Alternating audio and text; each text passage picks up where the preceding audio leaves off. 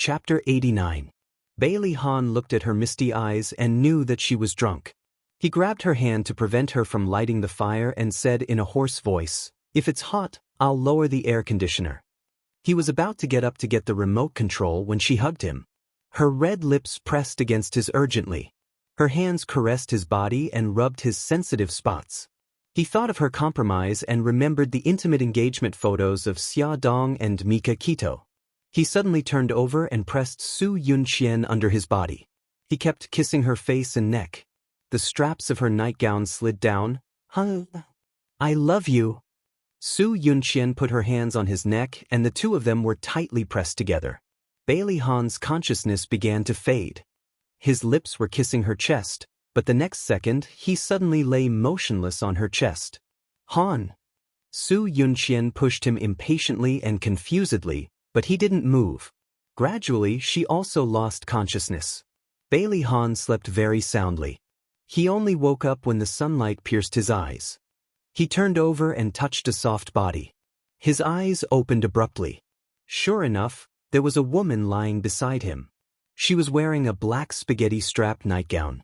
Her long hair was draped over her shoulders, and her back was facing him. He rubbed his forehead. What happened last night gradually came to his mind.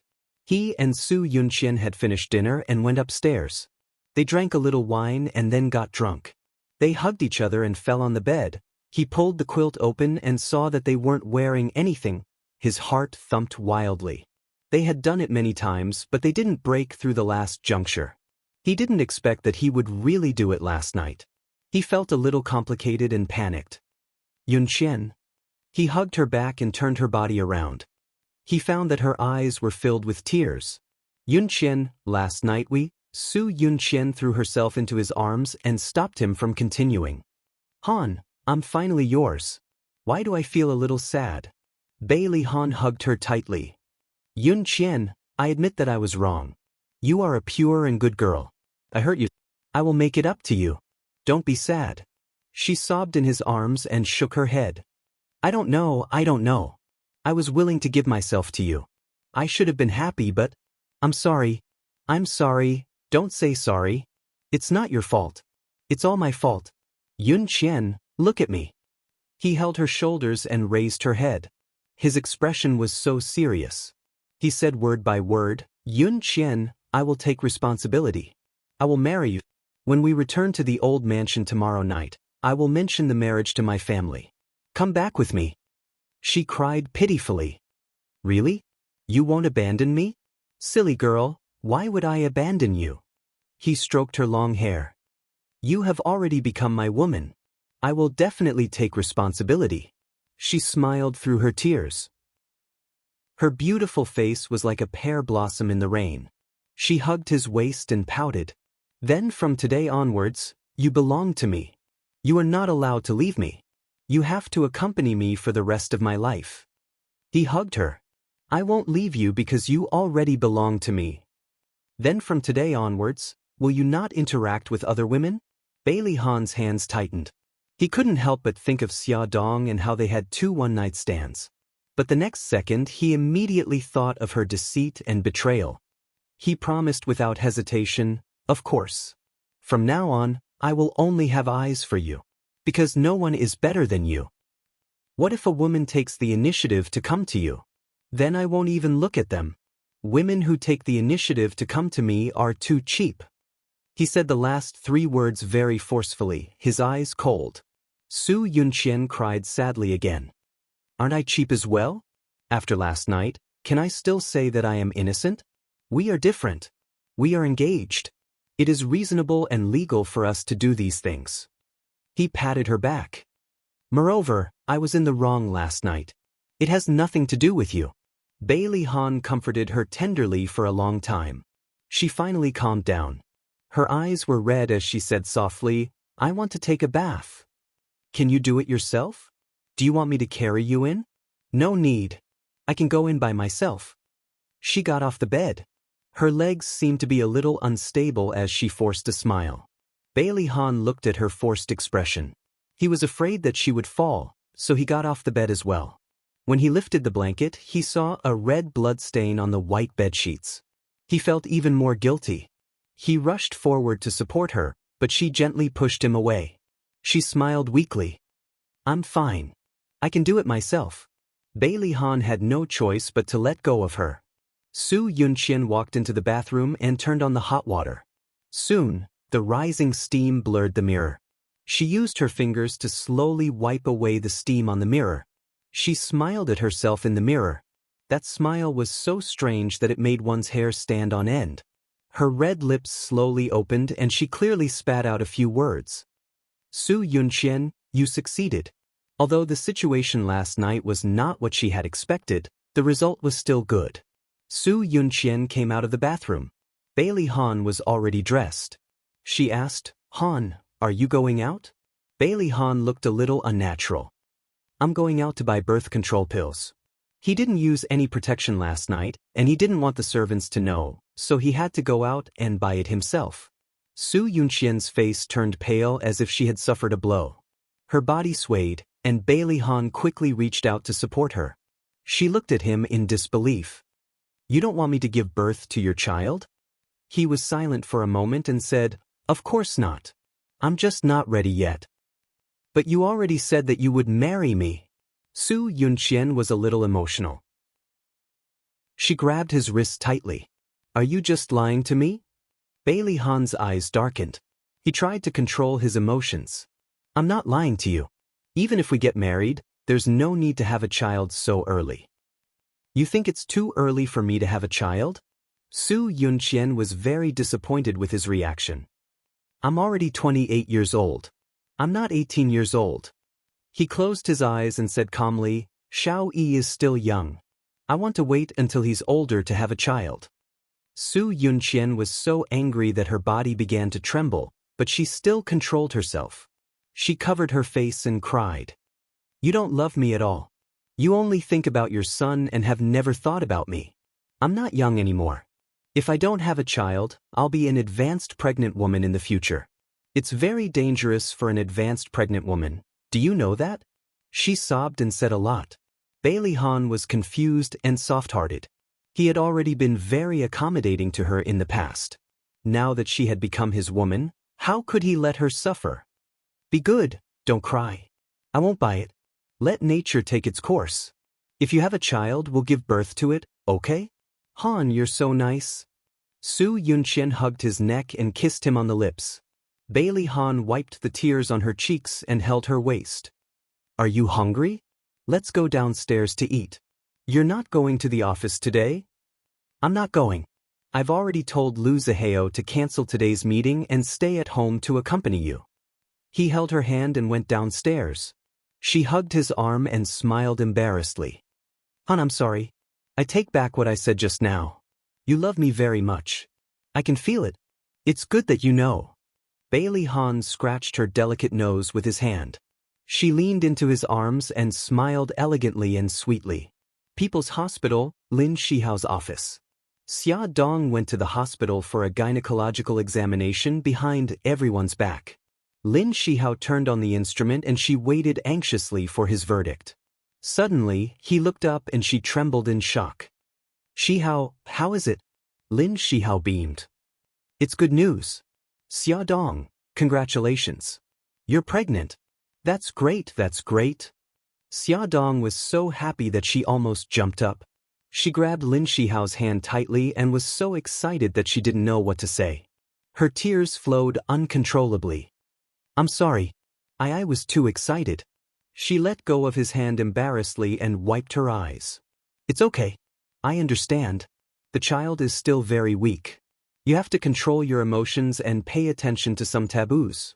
What you should eat and what you shouldn't eat, what you should do and what you shouldn't do. Lin Shihao rambled on for a long time. Xia Dong didn't feel annoyed at all and listened patiently. She even asked questions from time to time. The two of them chatted for about half an hour before someone knocked on the office door. It was by Mei Wei. She glanced at Xia Dong and smiled. Xia Dong also nodded politely at her. Senior, I'm here to tell you that the surgery is ready. Lin Shihao nodded. Okay, I got it. I'll be right there. Xia Dong quickly stood up. Shihao, I'm sorry to have bothered you for so long. I'll take my leave first. I won't disturb your work anymore. Lin Shihao walked her to the door and reminded her, call me if there's anything. Remember to come back for a checkup in half a month. Xia Dong smiled gratefully. I got it. Thank you. Goodbye. Bai Meiwei glanced at Xia Dong's back as she left and asked curiously, Senior, what's wrong with her? Lin Shihao said in a businesslike manner, the doctor can't disclose the patient's matters. Bai Meiwei pouted. I'm your colleague and junior. You can't even disclose it to me? He smiled gently. This is the rule. I'm really sorry. He bent over to turn off the equipment and put the examination report into the drawer. Although his actions were very fast, Bai Meiwei could still vaguely make out a few words. She joked, Senior, you're really strict and impartial. Lin Shihao's handsome face revealed a helpless expression. Let's go. Aren't you going to have an operation? Aya, you're so boring. Bai Meiwei stuck out her tongue playfully. Xia Dong came out of the hospital in a good mood. Everything she saw was pleasing to the eye. Even the passers-by on the street became handsome men and beautiful women in her eyes. She took out her cell phone excitedly and was the first to report the good news to Yisiki. Yezi, guess what good thing I've encountered? Did you pick up money? Geez, am I that vulgar? Give you another chance? Look at how pleased you are with yourself. Don't tell me you've met your Prince Charming? Xia Dong mocked her. Geez, Yezi, I don't expect you to be as good as me, but do you dare to be a little more ambitious? Yisiki was pleased. I know you must be pregnant. This has become the focus of your entire life. How can I not guess? Awesome novel Hongcha 866. Chapter 90. Xia Dong snorted. You're such a bad guy. I'm pregnant. It's such a big thing, so we have to celebrate it. You have to treat me to a meal. Sure, no problem. We'll eat whatever you want. Pregnant women are the most important. Yisiki was very forthright. Xia Dong smiled mischievously. I want to eat bird's nest, shark's fin, abalone, lobster. Yisiki only said one word to her. Get lost. Did she think that a housewife like her was rich? Okay, I'm just joking with you. Do you still remember the courtyard where we lived when we were young? It's been converted into a food street. The last time I went there, I found a Sichuan restaurant called Mouth Fragrance. Why don't we go there? Sure, but you're pregnant. You can't eat spicy food. There are non-spicy dishes in Sichuan restaurants. By the way, I have to bring 2 children with me. You don't mind, do you? Ha. Yisiki rolled her eyes. Miss, can I say that I mind? Those are your precious son and daughter. You can't leave them at home and go out to have fun alone, right? With a wave of your hand, it's approved. Thank you, Your Majesty. Go. After work, Xia Dong went to the kindergarten to pick up the children. She also greeted Mika Kito and said that she wanted to go on a date with Yisiki. Mika Kito knew that she and Yisiki had been best friends for many years, so of course, she had no objections. She just asked her to come back early and be careful. After Mika Kito hung up Xia Dong's call, Jiang Dao called. Boss, there's news from England. They found the killer whale's hiding place, but what? Jiang Dao paused and said, what they found was a corpse. The killer whale was silenced. Mika Kito's eyes suddenly narrowed and emitted a dangerous glint. Her voice was cold. Continue to investigate. I want to know who the mastermind is. As long as they couldn't find out who the mastermind was, Xia's situation would be worrisome. They are already investigating all the people who have been in contact with the killer whale. All right, report to me as soon as you have any news. Xia Dong drove to the Gourmet Street. The Gourmet Street was a pedestrian street, so parking was not allowed. She could only park the car in the square more than 100 meters away from the Gourmet Street. Mommy, are we there yet? Xiao Guai curiously looked at the lively square. There were many vendors selling small toys and children running around with balloons. She was so envious. Not yet. Xia Dong carried her daughter out of the car. We still have a long way to go. Gigai, are you tired? I'm not tired. Xiao Guai shook her head like a rattle drum. She puffed up her rosy cheeks and pointed at the balloon stall not far away. Mommy, I want balloons. Let's go. Mommy will take you to buy some balloons. Baby, what are you doing in the car? Why haven't you come down yet? After talking for a long time, Xiaodong realized that her son had not gotten out of the car yet. I'm coming. Xia Xiaobao closed the small notebook, put it in the backpack he was carrying, and jumped out of the car. Xiaodong rubbed her son's cheeks. Little rascal, you only know how to play games all day. I'm not playing games. He tilted his head and avoided her devil's hand. He raised his chin with an arrogant expression. Don't associate me with those little rascals who only know how to play games. I'm doing something serious. Oh, you still have something serious to do? Tell me, let me hear it. Mom, how can you understand the world of a genius child? I don't want to test your IQ by telling you. He raised his little chin and skipped forward. He was not going to tell her that he was competing with Bailey E and was preparing for the garden party. After being shocked by her son, Xia Dong was exasperated.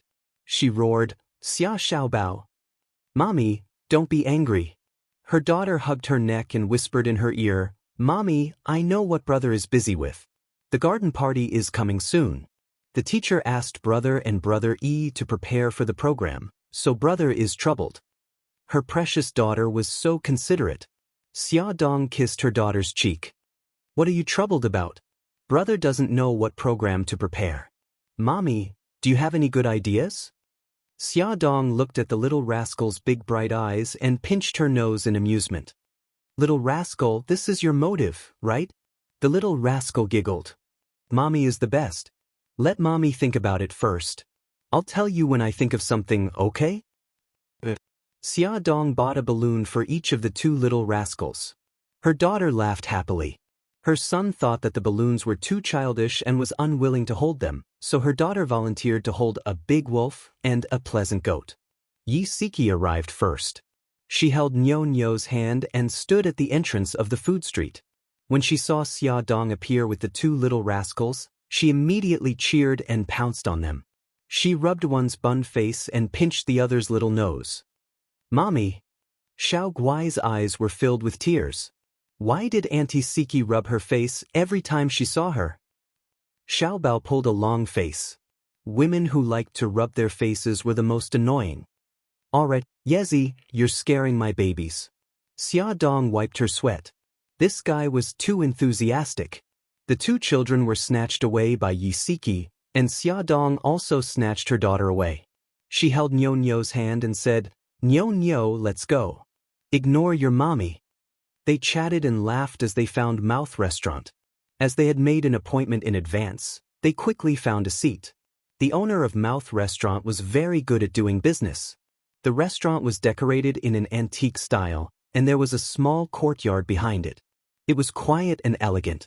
After they ordered, the children rushed to the small courtyard. There was a small pond with many goldfish in it. They leaned over the pond and watched the goldfish. Yi Siki raised her voice and shouted, Nyo Nyo, take care of your brothers and sisters. Don't play in the water. Mommy. Xia Dong and the others sat in the hall and chatted. From time to time, they would turn to look at the children. Suddenly, they heard a child crying and immediately turned to look. They saw Xiao Guai sitting on the ground, holding her arm and crying. Xia Dong was shocked and rushed out like a cannonball. Gigai, what's wrong? Were you hurt? Mommy, my hand hurts. Her fair little hand pressed tightly on her arm, and blood seeped out between her fingers. Xia Dong's heart suddenly tightened. She hurriedly held her arm and said, Gigai, take your hand away. Let Mommy have a look.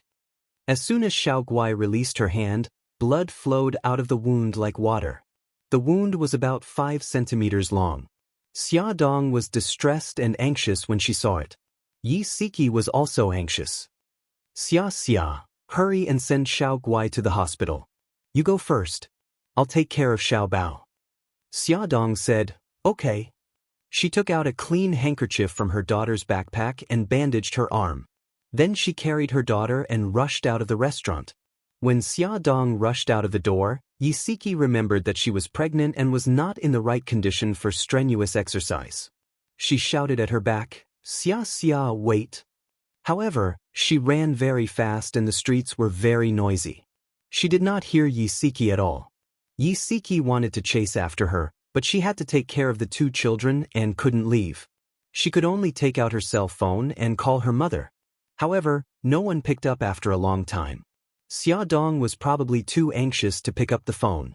Xiao Bao observed her expression and realized that something was wrong. "Auntie Siki, do you have something to tell my mommy?" Yi Siki held the phone and stomped her feet anxiously.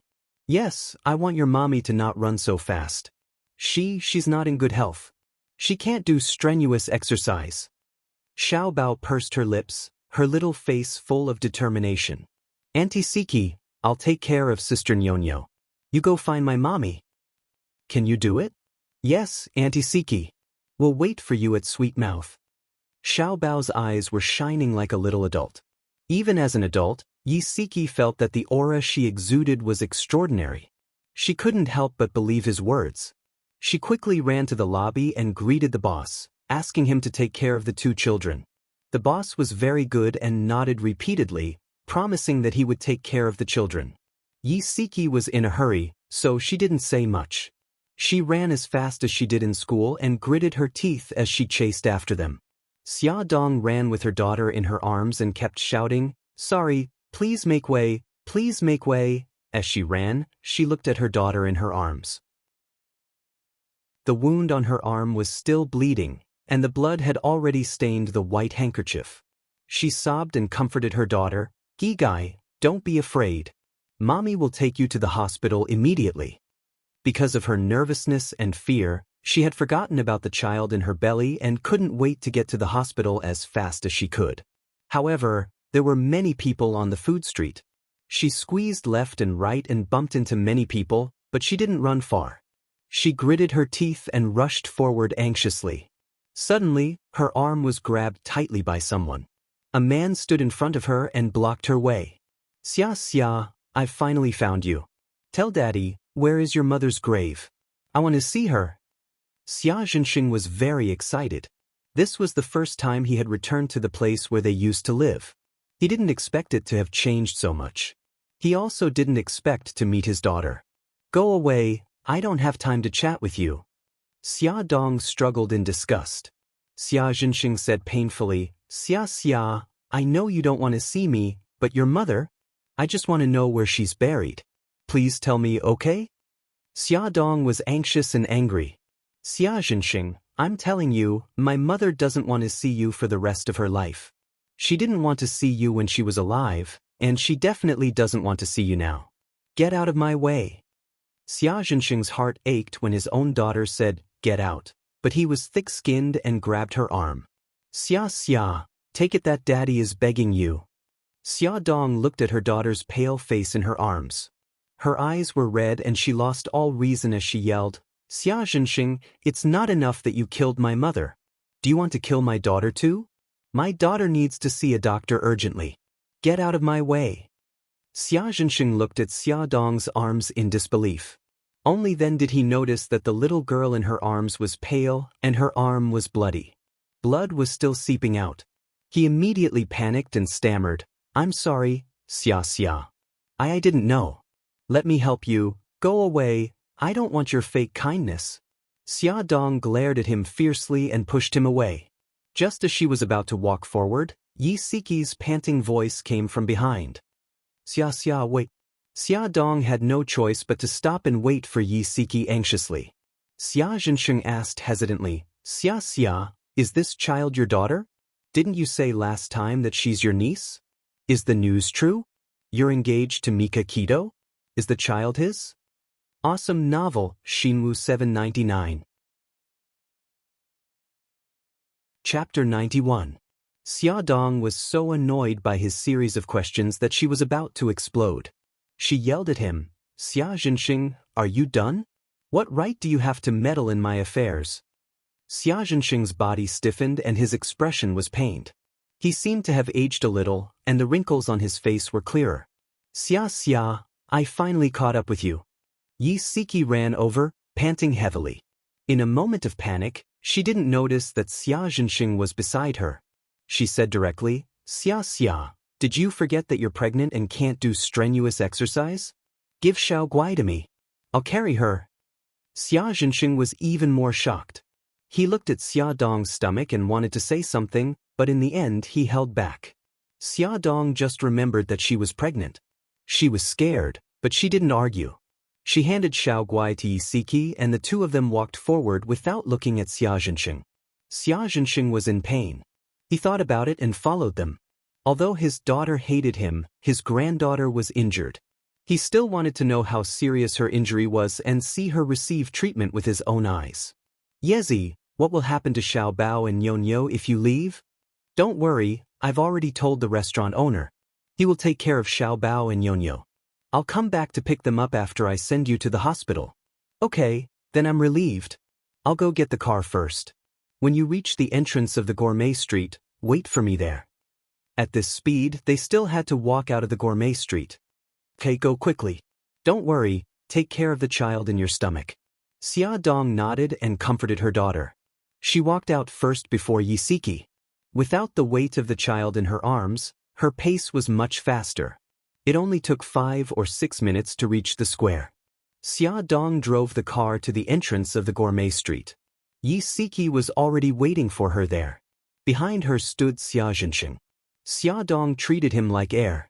When Yi Siki got into the car, she did not even look at him and drove away. Xia Zhenxing ran over, stopped a taxi, and followed behind them. Yi Siki checked Xiao Guai's wound and said, "That's your father, right?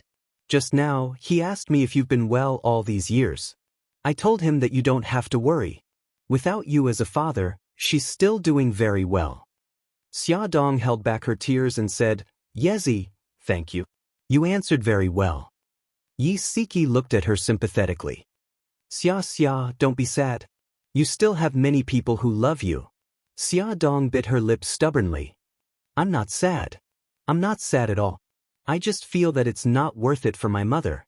She tried hard to hold back her tears. She glanced sideways at Xiao Guai, who was lying in Yi Siki's arms.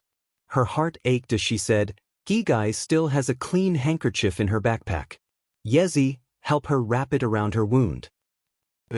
Yi Siki did as she said. He wrapped the handkerchief around Xiao Guai's wound, which was still bleeding, and asked, "How long until we reach the hospital?" According to the GPS, they were still 1 kilometer away from the nearest hospital. Xia Dong held the steering wheel with both hands and couldn't stop trembling. They finally arrived at the hospital. The doctors and nurses took Xiao Guai from Yi Siki's arms and went straight to the emergency room. Xia Dong stood at the door of the emergency room, waiting anxiously. Yi Siki pulled her to sit on a chair in the corridor. Xia, I'll go back to the restaurant first and bring the children here. Don't be too anxious." "Thank you for your hard work." Yi Siki patted her arm, glanced in the direction of the emergency room, and turned to leave. He hadn't taken 2 steps when he saw Xia Zhenxing, who was waiting not too far away.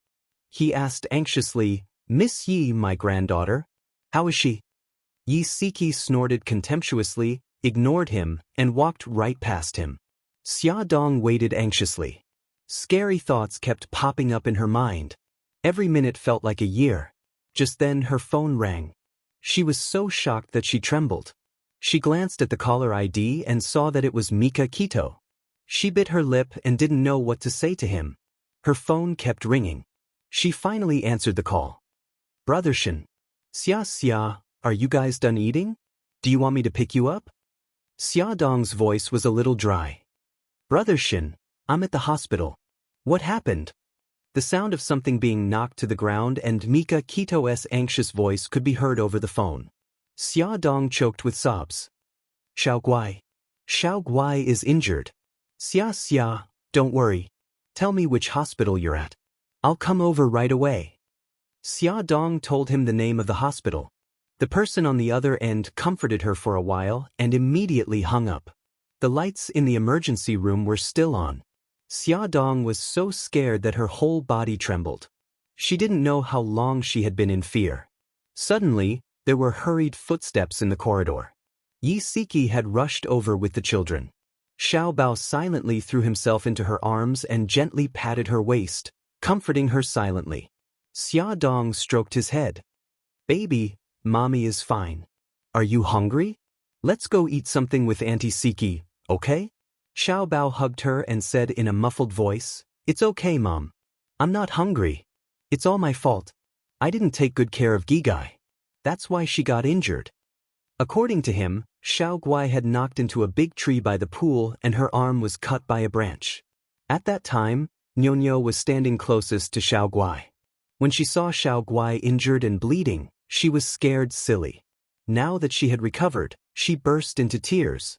Yi Siki quickly hugged her precious daughter and coaxed her. Nyonyo, don't cry. Don't cry. Mommy Gigai fell. I wanted to hold her, but I couldn't. She's bleeding a lot. Silly girl, we're not blaming you. Don't cry. Xia Zhenxing watched from afar.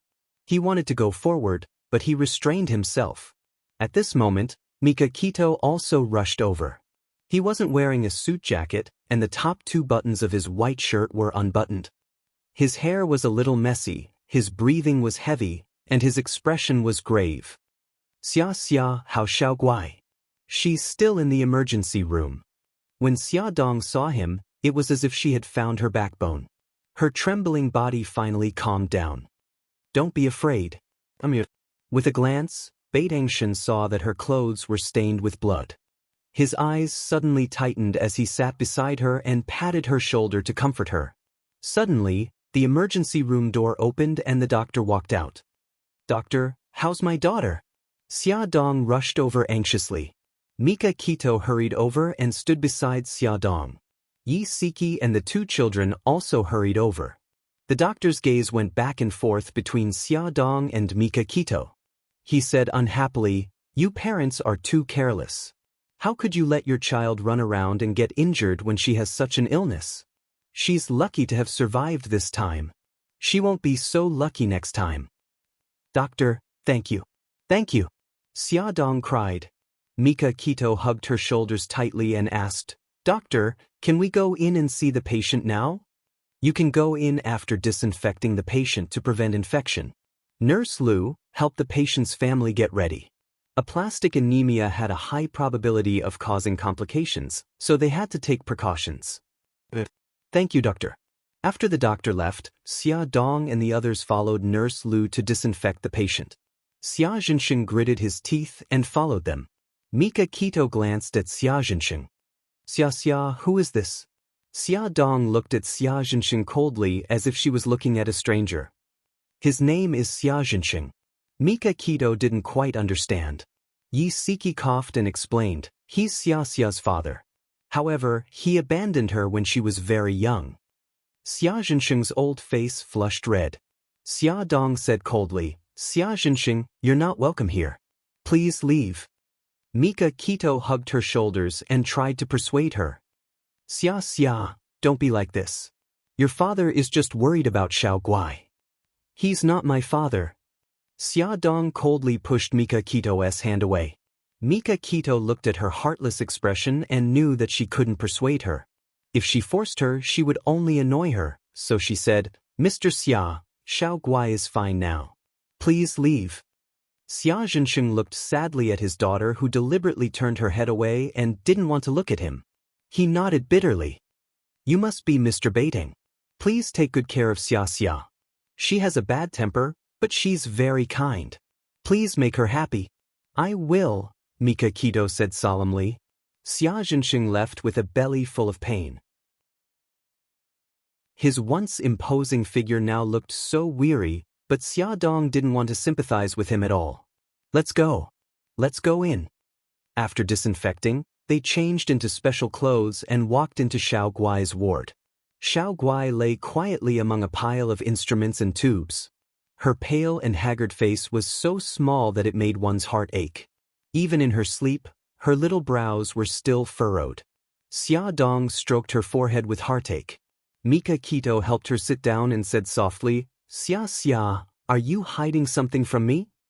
He clearly remembered that the doctor had said that the child has this illness. What illness did Xiao Guai have that was so serious that she needed to be isolated in the ward? Yi Siki knew that they had something to talk about, so she asked the children to leave with her. It was getting late. She was worried about Lin Shihao, so she called him.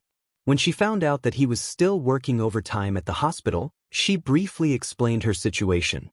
Lin Shihao asked her to stay in the hospital and said that he would come to pick them up later. In the ward, Xia Dong looked down to hide the sadness in her eyes. She said, "Brother Shin, I didn't mean to hide it from you. I just didn't want you to worry." Mika Kito held her shoulders and forced her to look up at him. "You think I won't worry when you're like this? Tell me, what are you hiding from me?" Xia Dong knew that she couldn't hide it anymore, so she said slowly, "Brother Shin, do you remember when I took the children for a physical examination in Japan? Something came up at the last minute and you didn't come with us to the hospital?" Mika Kito nodded. "When we came back from the hospital, you said that the children were very healthy." She smiled bitterly. "Actually, that's not the case. Xiao Guai was diagnosed with aplastic anemia, which is a type of bone marrow hematopoietic failure. The main symptoms are low bone marrow hematopoietic function, pancytopenia, anemia, bleeding, and infection. Xiao Guai's condition is considered severe. At that time, the doctor said that Xiao Guai still had 1 year left. Now, she should only have 10 months and 4 days left." Mika Kito's body trembled as he looked at the little girl lying on the bed in shock. He couldn't believe that the little cutie, who had been acting coquettishly in his arms this morning, had contracted such a terrible illness. He muttered, "But she looks normal. Come and see." Song Shu 566. Chapter 92. Her skin is abnormally white, and she gets fevers easily. She bleeds profusely when her skin breaks. She can't run fast because she gets heart palpitations, dizziness, and fatigue. I put the medicine in the vitamin bottle and lied to her that it's vitamins. She'll grow taller quickly after taking it. Every time I take her to the hospital for a checkup, I lie to her that we're going to the hospital to play games, and the equipment there is for playing games. Every time I go to work, I'm scared that something will happen to her. Xia Dong covered her face as she recounted in pain. Mika Kito suddenly hugged her tightly in his arms. "You silly girl, why didn't you tell me that you've shouldered so much on your own?" "Because I was scared. I didn't want you to worry. Brother Shin, I'm so scared. I'm scared that I won't be able to save Gigai in time. She's my life. I have to save her at all costs." Xia Dong sobbed in his arms. "We'll find a way. There's only one way." She lifted her head from his arms, her face full of tears. "That is to have a child related to her and use the child's navel blood to save her." Mika Kito froze. Something flashed through his mind. "So, you and Bailey Han, yes, that's the reason?"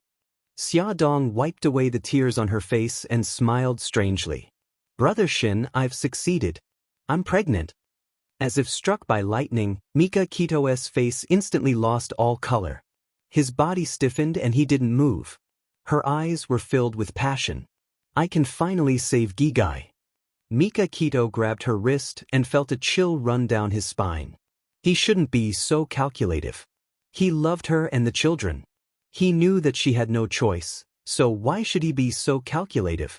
However, his heart was throbbing with pain. It was so painful that he had difficulty breathing. This woman was a little silly. She pretended to be strong and always hid her sadness with a smile. How could such thin shoulders bear such a heavy burden? He hugged her tightly and said word by word, "When the child is born, I'll treat him as my own flesh and blood. I won't mistreat him." Xia Dong lay in his arms and cried even louder. In the hospital, there was a sad atmosphere, but in the old mansion in Bailey, there was a joyous atmosphere. During dinner, Bailey Han announced his plans. He was going to marry Su Yunxian. The specific date would be decided after the two families discussed it. Except for Bailey E, everyone was supportive, especially the old lady of Bailey. She was so happy that she kept cheering, "Your love marathon has finally come to an end. We are all happy for you. Your grandfather is also very happy." As she spoke, Madame Gu patted the back of old Bailey's hand. "Old man, Han is going to marry a wife. Are you happy?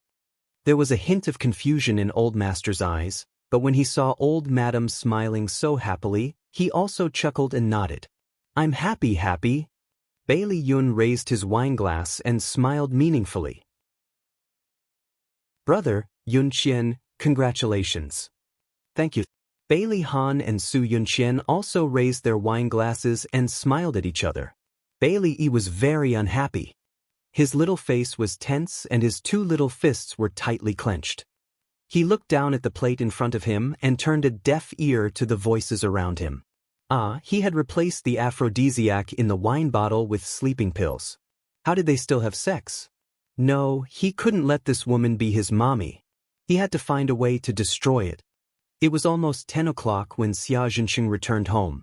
The living room was empty and dark. No one had left the lights on for him. The bedroom light was still on. His wife was still awake, but at this moment he didn't want to see her. He dragged his feet and went to his study. He took out the photos of his ex-wife and daughter from the secret drawer and couldn't help but cry. His fingers trembled as he stroked his ex-wife's face. The guilt in his heart wrapped tightly around him like a tide.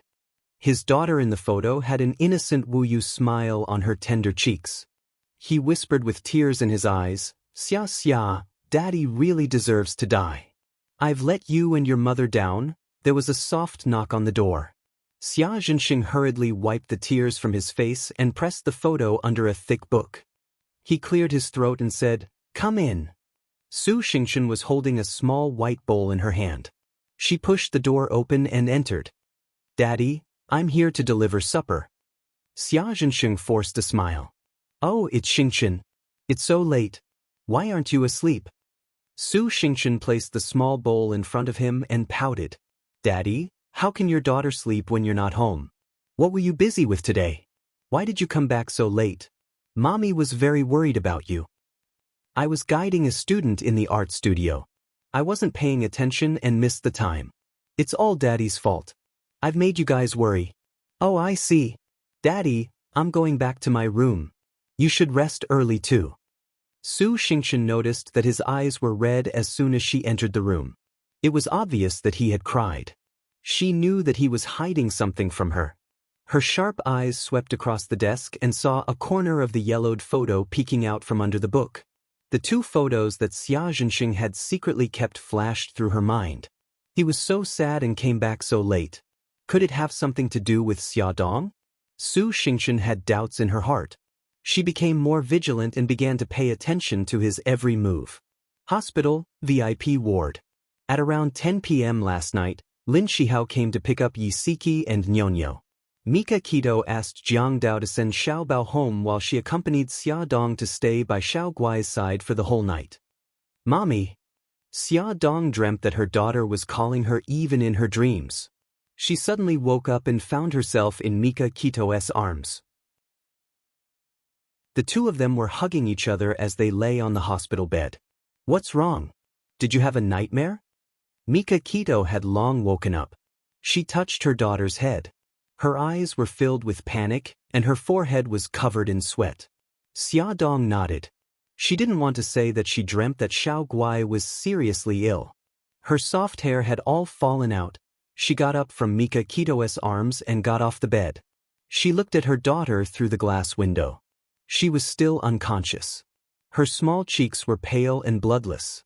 Don't worry. The doctor just checked and said that Gigai's condition has stabilized.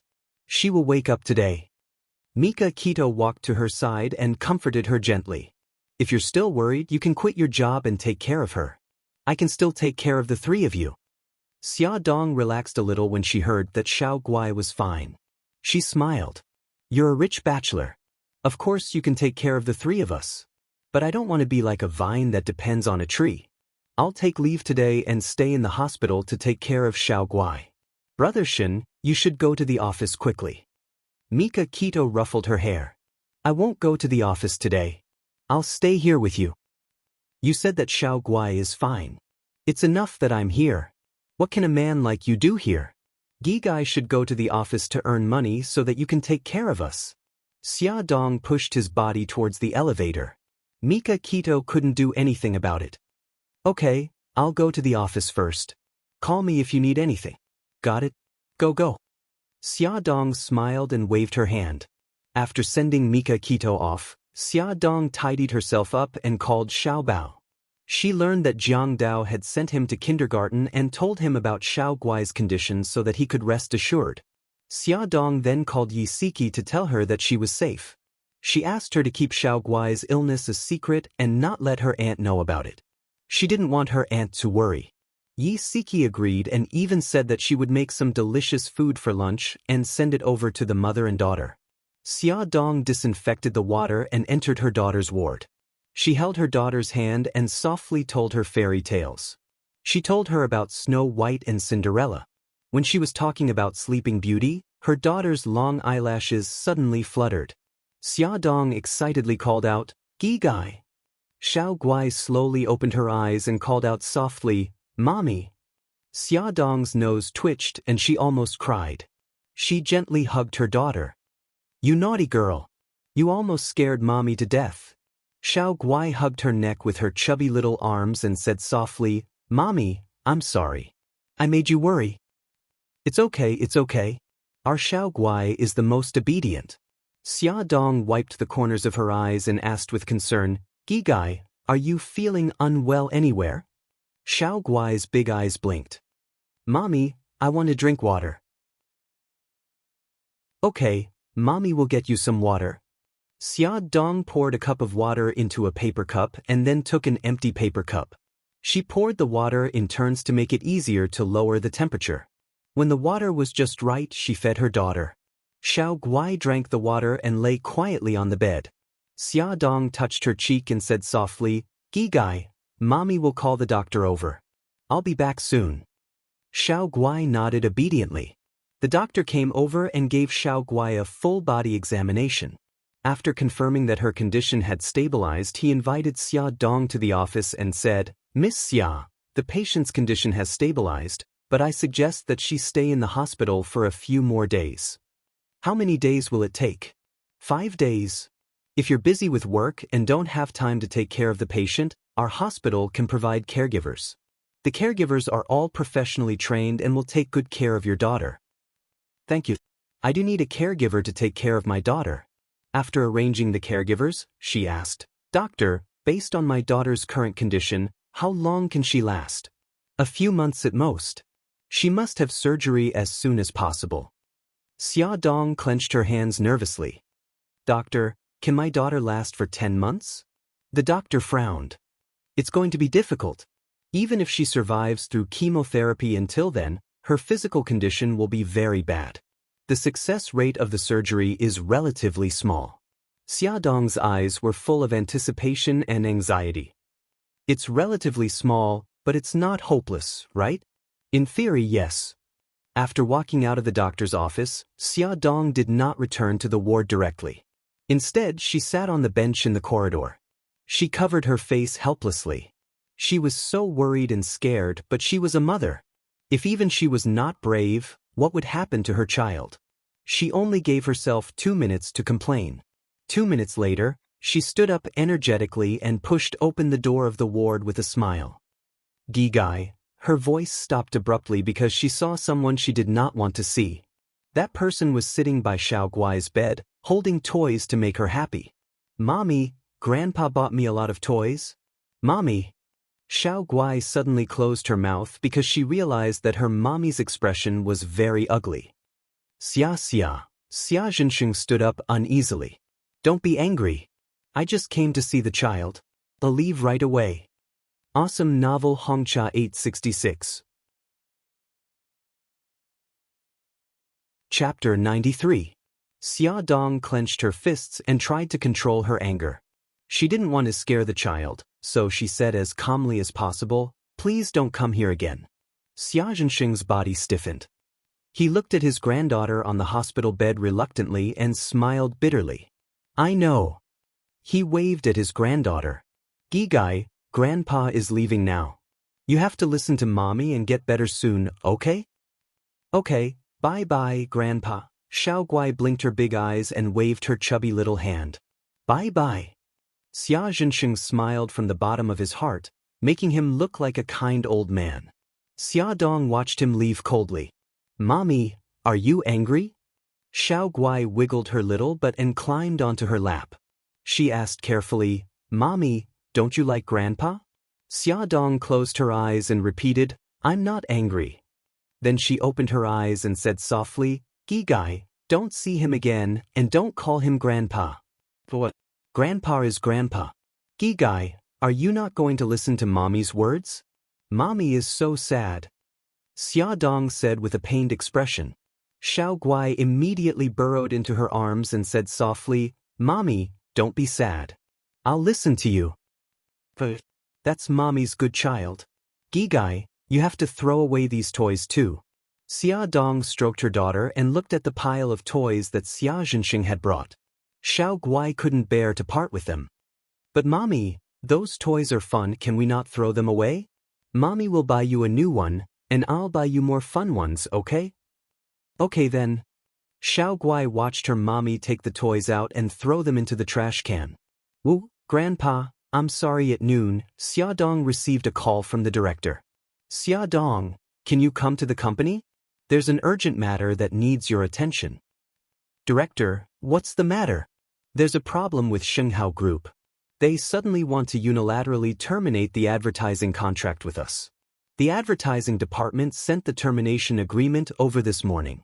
You signed the contract with them, so it's better for you to be responsible for the termination of the contract. I don't understand.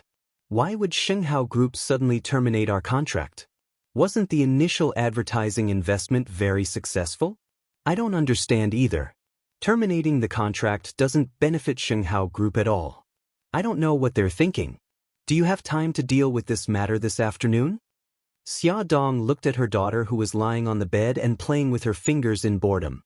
She gritted her teeth. I'm sorry, Director. I have some personal matters to attend to here. I really can't leave. How about I talk to Shenghao Group and discuss the termination tomorrow? Okay, that's the only way. Xia Dong patted her daughter's head. Gigai, play by yourself for a while. Mommy will go out and make a call. Okay, Xia Dong walked to the end of the corridor and dialed the office number of Shenghao Group's advertising department director, Ren Jijia. Her secretary, Miss, helped her transfer the call. Hello, I'm Ren Jijia. Xia Dong went straight to the point. Director Ren, our charm magazine has been working with Shenghao Group for 2 months. The advertising revenue has always been good. You also expressed that you are very satisfied. Why did you suddenly terminate the contract? Ren Jijia face-bombed. Miss Xia, actually, I'm not very clear about this matter. This is our president's idea. The termination of the contract was also personally ordered by him. Xia Dong was silent for a moment and said, Okay, I understand. I have something to do this afternoon. I may not be able to discuss the termination of the contract with you in time. How about we make an appointment tomorrow? Ren Jijia looked at his schedule and said, I have time tomorrow at 10 o'clock in the morning. Okay, I'll be there on time. After hanging up the phone, Xia Dong was full of doubts. She didn't know what the hell Bailey Han was doing. Didn't he know that he would have to pay more than 10 million yuan just to terminate the contract? Even if he was rich, he shouldn't waste money like this. This guy was really out of his mind. The next day, Xia Dong arranged for a caregiver to take care of her daughter and return to work. Although she didn't want to have anything to do with Bailey Han, he had provided her with a seed that allowed her to save Gigai. With this life-saving grace, she couldn't let him make a mistake and lose a lot of money. Therefore, before discussing with Ren Jijia, she first went to the president's office. When she saw Xia Dong, Linda quickly stood up. Miss Xia, our president is in a meeting. Xia Dong raised her eyebrows. I haven't told you why I'm here and you already know that I want to see him. Well, the president had already instructed that as long as Xia Dong asked to see him, there were only 2 words, and that was, no. Linda smiled awkwardly. The president said that he doesn't have time. Xia Dong smiled faintly. It's okay. I'll wait until President Bailey has time. Linda laughed dryly. Miss Xia, actually, the president, he doesn't want to see you. Of course, Xia Dong knew the reason. However, she was even more curious. Why didn't Bailey Han want to see her? She smiled calmly. So now, Miss Linda, can you please tell me whether President Bailey is in the office or not? Linda didn't want to offend Xiaodong because of the Mika Kito's fiancé halo above her head. However, Bailey Han was her boss after all. She couldn't afford to offend him. After weighing the pros and cons, she said vaguely, the president said that he's not in. Xiaodong raised her eyebrows. That meant that he was in. She said, thank you, to Linda and turned to leave. 10 minutes later, she returned to Bailey Han's office wearing a cleaner's uniform.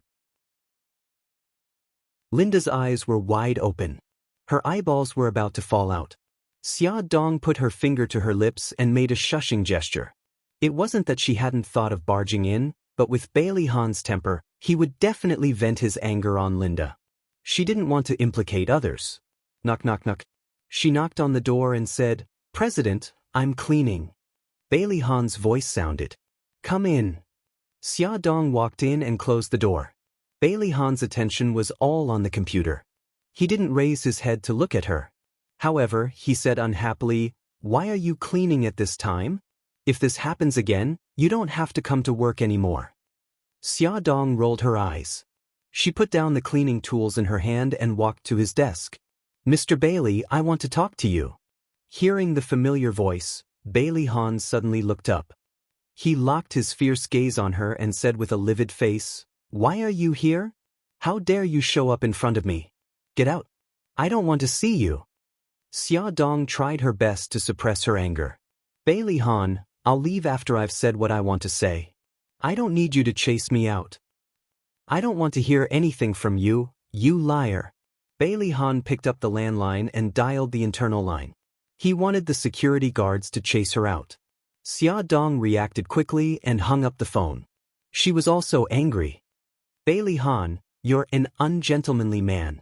Do you think I want to see you? If it weren't for your own good, I'd rather not see you for the rest of my life. Bailey Han was furious. I don't need you to do it for my own good. Get out of here right now. Xiaodong didn't give in at all. She held the phone tightly and glared at him. You idiot. Don't you know that you have to pay at least 10 million yuan for breaching the contract with Charm? Did you get kicked in the head by a donkey? Why did you make such an irrational decision? Bailey Han slammed the table and stood up. He stared at her with a murderous gaze. Don't you know why I made such a decision? You know what you've done. Stop pretending to be innocent. This damned woman. She lied to him first and now she's asking him why he terminated the contract. He wanted to strangle her to death. Xiaodong was stunned. What did I do? Tell me clearly. Bailey Han sneered. It seems like you've done too many bad things. You don't even know which one it is. Xiaodong's eyes flashed. Bailey Han, don't be so sarcastic. What's going on? Bailey Han glared at her fiercely. His sharp gaze seemed to penetrate her internal organs, making her feel a little guilty. However, she wasn't timid at all. She raised her chin and bravely met his gaze. Finally, he snorted. He took out a newspaper from the drawer and threw it at her face. I'll let you know clearly, you shameless woman. Xiaodong was hit in the face by the newspaper. She suppressed her anger and took the newspaper off her face. When she opened it, her face turned pale. It turned out that he knew about her engagement with Mika Kito and that she had 2 children. In his eyes, she must be a woman who would do anything for vanity. She didn't intend to explain anything. She bit her lip and said, even if you hate me because of this, there's no need to break the contract and cause a loss of 10 million yuan. He stared into her eyes. Don't you want to explain why you lied to me? Xiaodong clenched her fists and tried to make herself look calm. There's nothing to explain. I've already said what I wanted to say. If you insist on losing 10 million yuan, I won't say another word. His face was ashen. He gritted his teeth and said word by word, good. You're ruthless. He suddenly reached out and pointed at the door. Now get out. Don't ever appear in front of me again. Xiaodong raised her head slightly. She made herself look arrogant, calm as she walked out of his office. As she closed the door, a loud bang came from behind her. An antique vase, bearing the brunt of Bailey Han's fury, was smashed into pieces.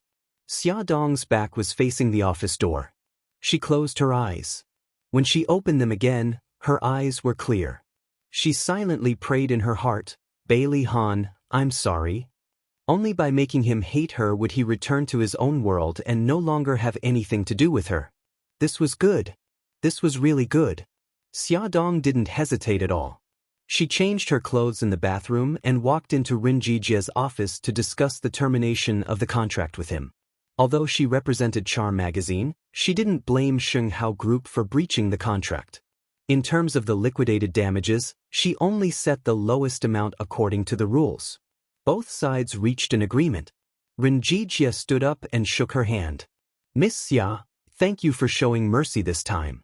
I hope we'll have a chance to work together in the future. Xia Dong smiled politely. Director Ren, you're too polite. We've had a good time working together. I look forward to working with your company next time. The two exchanged some pleasantries. Xia Dong said goodbye. Her assistant, Su Xingchen, walked her to the elevator and the door. The elevator came up from the first floor. It took a long time. Xia Dong stared intently at the changing numbers on the elevator. Beauty novel, Hongcha 866. Chapter 94. Su Xingchen suddenly said, Sister Xiao Xia, we're actually half-sisters. Did you know that? Xia Dong said lightly, Is that so? I'm not interested in that. In my heart, Dad has already passed away. From the moment Xia Zhenxing abandoned her and her mother, he had already died in her heart. Su Xingchen showed a sad expression, Sister, don't say that. If Daddy hears it, he'll be sad. Actually, I've always wanted to have a sister. In the future, can you be my sister? She reached out and wanted to grab Xia Dong, but Xia Dong shook her off and said lightly, Miss Su, please call me Xia Dong. I don't have the fortune to be your sister. Su Xingchen bit her lip, feeling wronged. Sister, do you hate me and Mommy for snatching Daddy away? As long as you're willing, we can be a family. I'm sorry, I'm not willing. The elevator is here. I'll leave first. Xia Dong walked into the elevator and looked at Su Xingchen, who was standing outside, expressionlessly. The elevator door closed. Su Xingchen's pitiful, wronged and painful expression was all gone. She revealed a slight smile. Of course, she didn't really want to be good sisters with Xia Dong. She just wanted to get close to her to achieve her goal. She didn't expect her to be so guarded and actually rejected her time and time again. But it didn't matter. She didn't want to face her with a fake smile every day anyway. Xia Dong walked out of the Xinghao Group building while talking on the phone. Hello, sisterly. Is Xiao Guai okay? Then I'm relieved. Thank you for your hard work. I'll come and see her after work. After hanging up the phone, she touched her belly. Baby, you have to be gigai. Grow up quickly so that you can save your sister. Do you understand? Bailey Han was very irritable. He stood in front of the window and looked at the scenery outside. His mood didn't improve at all. He hated that woman for always being able to control his emotions. He hated her even more for silently admitting to her crimes. This was a way of admitting that he was fooled by her like a fool. How despicable! Before he could calm down, Su Yunqian called. Han, Mommy just called to tell me that old madam and the rest have already set our wedding date. It's the 15th of next month. What do you think? Today was the 16th. It would be a month to the 15th of the next month. Bailey Han's hand holding the phone tightened. And I have no objections. Su Yunqian smiled. When will the wedding dress, the wedding, the church, and the hotel? Bailey Han paused for a moment. Just leave these matters to the butler. No, I want to be like an ordinary bride and personally prepare for this wedding. Do you think it's troublesome? I don't worry, she giggled. How can that be? I'm overjoyed. Then, are you willing to prepare for the wedding with me? His frown deepened, but he didn't refuse. Okay, I'll listen to you. She kissed him on the phone. Han, you're the best. I love you. He said, okay, I have to go to a meeting. Talk to you tonight. All right, go ahead and do your work. In Su Yunqian's office, she was beaming. Ever since she found out about the wedding date, her smile hadn't disappeared. She wanted to tell the whole world that she was going to get married to the man she loved deeply. Although she couldn't tell the whole world, she could tell her rivals, such as her dear cousin Su Xingqian, to stop her from having unrealistic fantasies. Su Yunqian's smile became even brighter. She pressed Su Xingqian's number and said, "Xingqian, congratulate me. I'm going to marry Han." Su Xingqian almost threw her phone away. The smile on her face was uglier than crying. Only her voice was normal. "Then I really have to congratulate you. Sister Yunqian, when is your wedding date?" "On the 15th of next month. I want you to be my bridesmaid. Are you willing?" Su Xingqian almost broke her teeth. "I'm willing, of course I'm willing. Sister Yunqian, the director is looking for me. I'll hang up first. Talk to you next time." "Okay, go ahead. Bye-bye." Su Yunqian hung up the phone with a smile. She was in a good mood. It felt so good to defeat her love rival. Brother Han was going to get married, but the bride wasn't her. Su Xingqian was angry and sad. She had been so focused on dealing with Xia Dong that she had neglected Su Yunqian. No, she wouldn't let Su Yunqian have her way. At night, Su Xingqian invited her good friends Bailey Fei Yan and Bai Meiwei to a bar to relax. In the bar, the lights flickered and the electronic music was deafening. The noisy air was filled with the ambiguous smell of alcohol and perfume. All kinds of men and women were crazily twisting their waists and buttocks under the dim lights. The three of them ran to the dance floor and showed off their dancing and figures. They were harassed from time to time, but they ignored it. The three of them gathered together and laughed. After dancing until they were tired, they sat down at the bar counter. Bai Meiwei smiled and said, "Xingqian, you used to have the best temper. Whenever you met someone who hit on you, you would politely decline. What's wrong with you today?" Bailey Fei Yan interrupted, "I know. Xingqian, it's because my cousin is getting married. She's not happy." "Bailey Han is getting married?" Su Xingqian smiled. "Yes, on the 15th of next month. Sister Yunqian even asked me to be her bridesmaid." Bai Meiwei raised an eyebrow. "This Su Yunqian, she's doing it on purpose?" Su Xingqian hurriedly said, "Meiwei, don't say that about my cousin. She's very good to me. I think she's definitely not doing it on purpose." "Only a naive fellow like you would think that." Bai Meiwei rolled her eyes at him in annoyance. "I've seen that cousin of yours before. She's definitely a smiling tiger with a fierce heart. Don't be fooled by her and still help her count her money." Su Xingqian smiled bitterly. "Don't talk about me." "Meiwei, didn't you say you liked someone? How are things between you and him?" Bai Meiwei casually stretched out her arms. "Nothing much. The person I like already has a wife and child." "Ah, it can't be, you've fallen in love with a married man." Bailey Fei Yan cried out noisily. Bai Meiwei hurriedly covered her mouth. "Miss, please lower your voice." Su Xingqian said, "If you ask me, so what if he's a married man? If you like him, then chase him over." Bai Meiwei smiled bitterly. "It's not as simple as you say. He loves his wife very much." "What's the use of love? Love can also be betrayed." Su Xingqian was already a little drunk. His eyes were blurred as he said, "Just like Brother Han. Doesn't he also love Sister Yunqian very much? But so what? Didn't he still betray her? Last time at Charm Club, we all saw him and Xia Dong having an ambiguous relationship." Bai Meiwei frowned as if she had thought of something. "Speaking of which, Xia Dong is my senior's patient. That day, I accidentally saw her medical record. She seems to be pregnant." "What? Pregnant?" Su Xingqian suddenly quivered and sobered up halfway. "How long has she been pregnant?" "I didn't see it very clearly. I only saw the word 2. I don't know if it's 2 months or 2 weeks. But I guess it's 2 weeks. She doesn't look like it's 2 months. 2 weeks pregnant." Su Xingqian silently counted the dates in his heart. That was the same date as the night Brother Han and Xia Dong were at Charm Club. Her face was pale. No, this must be a coincidence." Bai Meiwei patted her. "Xingqian, what are you talking about?" "No, nothing. Let's drink. We won't go home until we're drunk tonight." Su Xingqian raised his wine glass, hiding the thoughts in his heart. "Xingqian, Don't drink anymore. You've already drunk a lot. Don't stop me. I want to drink. Bottoms up. As Su Xingchen drank, he pondered in his heart. Regardless of whether Xia Dong was pregnant with Brother Han's child or not, if Su Yunxian felt that she was pregnant with Brother Han's child, with Su Yunxian's personality, she would definitely not let him off. And Xia Dong, with Mika Kito's protection, would definitely not be defeated so easily by Su Yunxian. If the two of them fought, it would definitely be very lively. The wedding might even be postponed or cancelled. All right, the matter that I asked my godfather to help me with some time ago should be put aside first. I have a new plan. With a plan in mind, Su Xingchen relaxed and allowed himself to get drunk.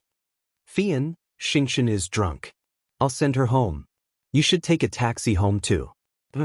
Be careful on the road. Bai Meiwei was drunk and could not drive. She supported Su Xingchen and stood on the side of the road to hail a taxi. In the end, taxi after taxi was full. She helplessly sighed and planned to find a designated driver to help her drive. A car drove past her and suddenly turned back. Meiwei, why are you here? Bai Meiwei happily called out, Senior, you really came at the right time. Can we trouble you to send us home? Bai Meiwei helped Su Xingchen into the car. Only then did she know that this was the road that Lin Shihao had to take to get home. Lin Shihao first sent Su Xingchen home, then sent Bai Meiwei to her villa. Bai Meiwei smiled and said, Senior, thank you so much for tonight. Do you want to come to my house and sit? No need. My wife is still waiting for me at home. You should go in quickly.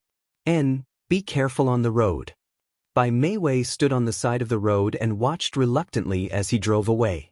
In the end, she sighed. Why were all good men already other people's husbands? Su Xingchen's words involuntarily flashed through her mind. So what if he's a married man? If you like him, then chase him over. Her heart suddenly began to pound. Chase him over? Could she really do it? Xia Dong spent the night with her daughter again. Mika Kito was still squeezed on the same bed as her.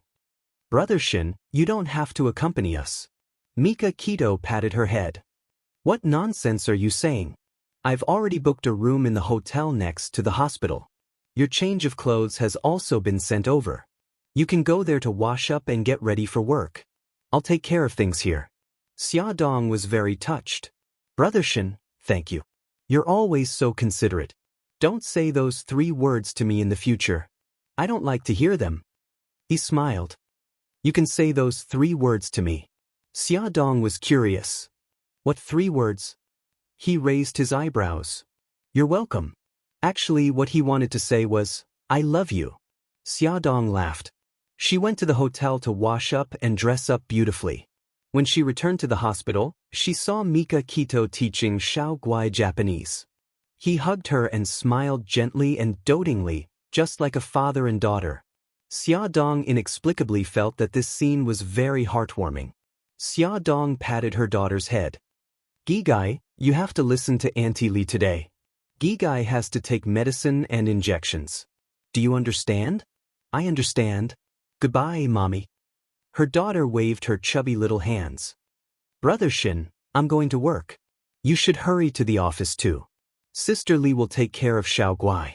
Awesome novel, Hongcha 866. Chapter 95. Mika Kito smiled faintly. I'm the boss. I can go whenever I want. You, on the other hand, will be late if you don't leave now. Xia Dong was speechless. So what if you're the boss? Just as Xia Dong left, Mika Kito's phone rang. It was a call from England. He put down Xiao Guai and patted her head. Gigai, Uncle Shen is going outside to answer the call. He'll be back soon. He walked to the corridor and pressed the answer button. The other party said in English, Boss, the killer whale's death was very clean and did not leave any clues. We've been investigating for a long time, but we haven't found the mastermind. What should we do now? Mika Kito pondered for a moment and replied in English. The mastermind was able to contact the killer whale and get rid of him so cleanly that even you guys couldn't find anything. This means that the mastermind is not simple. We'll put this matter aside for now, but don't let your guard down. I believe that the mastermind will not give up so easily. Who knows, they might make their next move soon. Spus. Mika Kito stood in the corridor and was silent for a while. He then called Jiang Dao. Jiang Dao, from today onwards, send someone to the hospital to protect Xiao Guai secretly. You'll be responsible for Xiao Bao's safety. As for Xia Dong, he would protect her personally. At the morning meeting, Xia Dong commented on everyone's topic and finally picked a more novel topic to be the main topic of the next issue of the magazine. Peter, I think your topic about performance art is very good. Nowadays, many artists use art to inspire people to think about nature and social issues. This topic is worth exploring. Peter nodded repeatedly. As Xia Dong spoke, her eyes lit up. Some time ago, I saw a video uploaded by a netizen on the internet. It said that there's a school called Yutong Primary School in a remote mountain area. There's only one teacher in the school. He used to study art, but now he teaches all the subjects. I have an idea. If we invite this teacher to lead all the students in the school to complete a work of art, then our magazine will do a special interview. First, it will make the topic of art more creative. Second, we can use the influence of the magazine to help the children in that school. That's a great idea. Peter took the lead and applauded. For a moment, the applause was thunderous. Xia Dong reported this matter to the director as a project, which also aroused the director's great interest. Art is not only a matter of fashion, but also a matter of social welfare. Xia Dong, your idea is very good. Xia Dong smiled and said, since the director approves of this idea, I would like to apply for an activity fund from the company. I would also like to apply for a charity to donate to the school. The director pondered for a moment. There's no problem with the funds for the event. As for the charity, we still need to communicate with the corporation. I'll do my best. Thank you, director. I'll wait for your good news. The efficiency of the director was quite high. The next day, he informed Xia Dong that the matter of the charity was settled. The corporation agreed to donate 500,000 renminbi to the school in the name of the magazine. However, the corporation named Xia Dong to be in charge of this activity. Xia Dong knew that this was actually the time for the corporation to test her ability.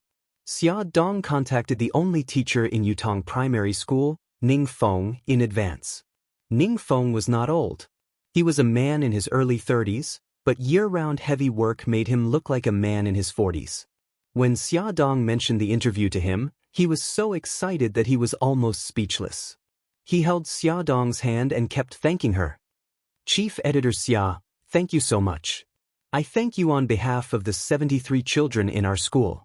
Teacher Ning, you're welcome. Our magazine also needs the help of you and the children. The artwork for the interview will require more effort from you. The artwork can be a painting or a sculpture. The theme and scope are up to you.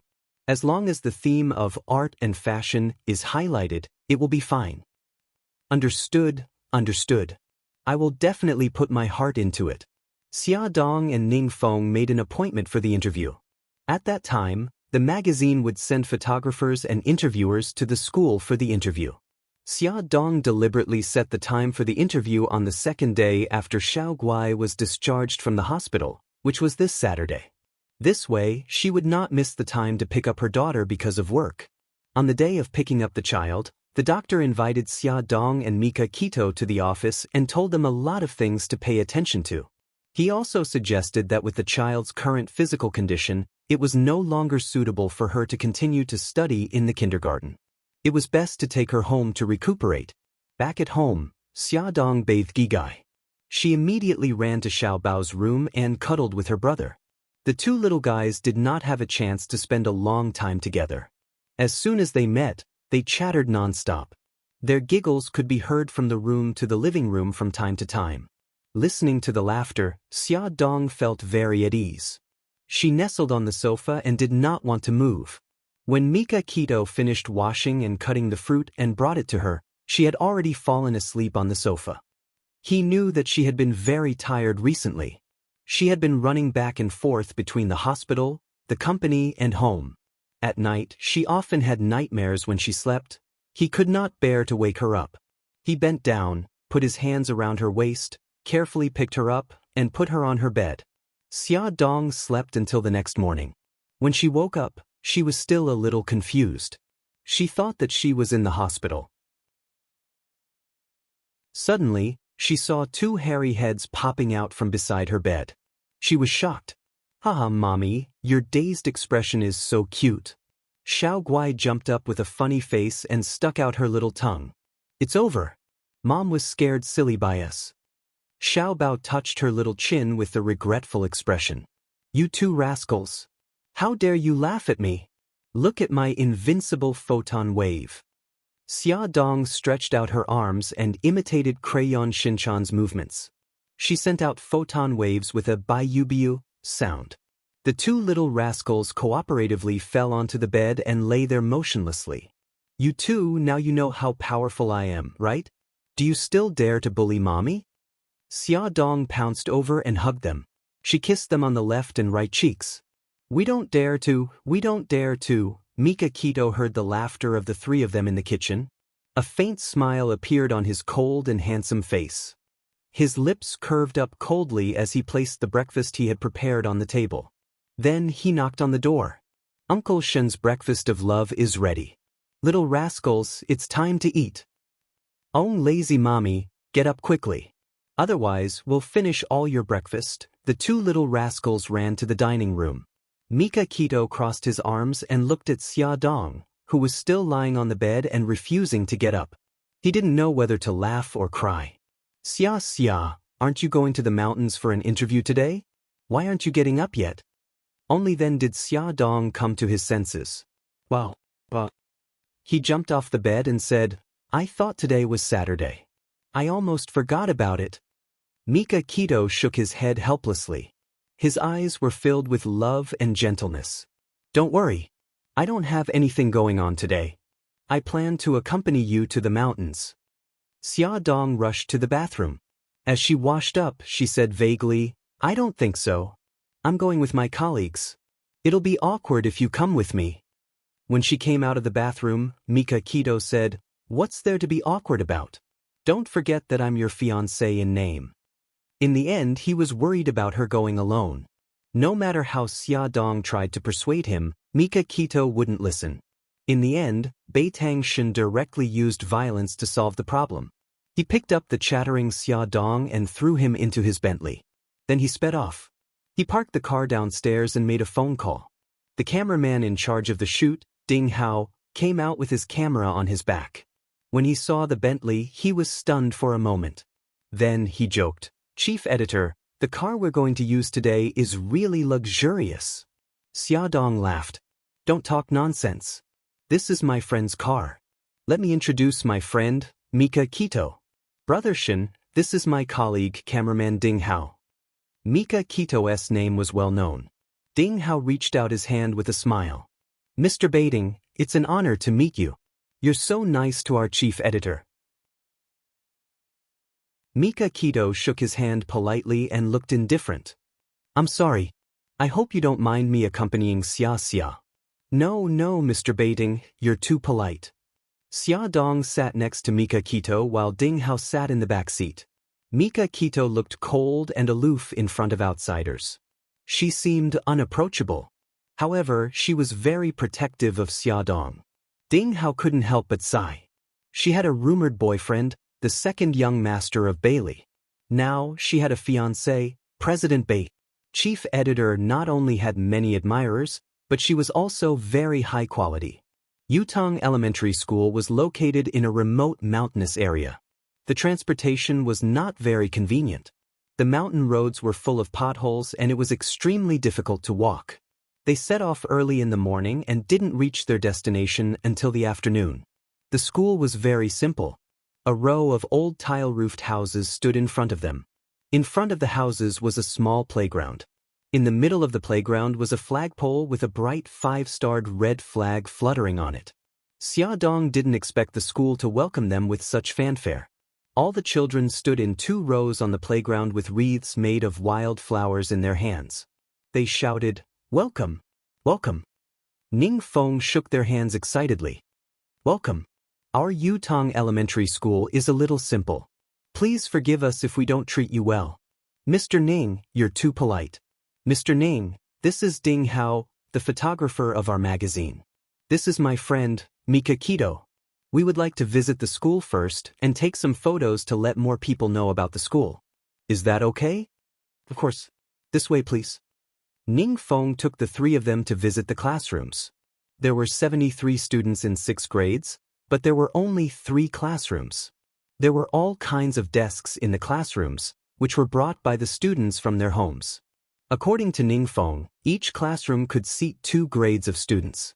Every day, he would teach students of different grades at different times. The students' cafeteria was a low tile-roofed house with an earthen stove. There were 2 big iron pots on top of the stove. Every day, Ning Feng would cook the students' meals for them. The other 2 rooms were the students' dormitory.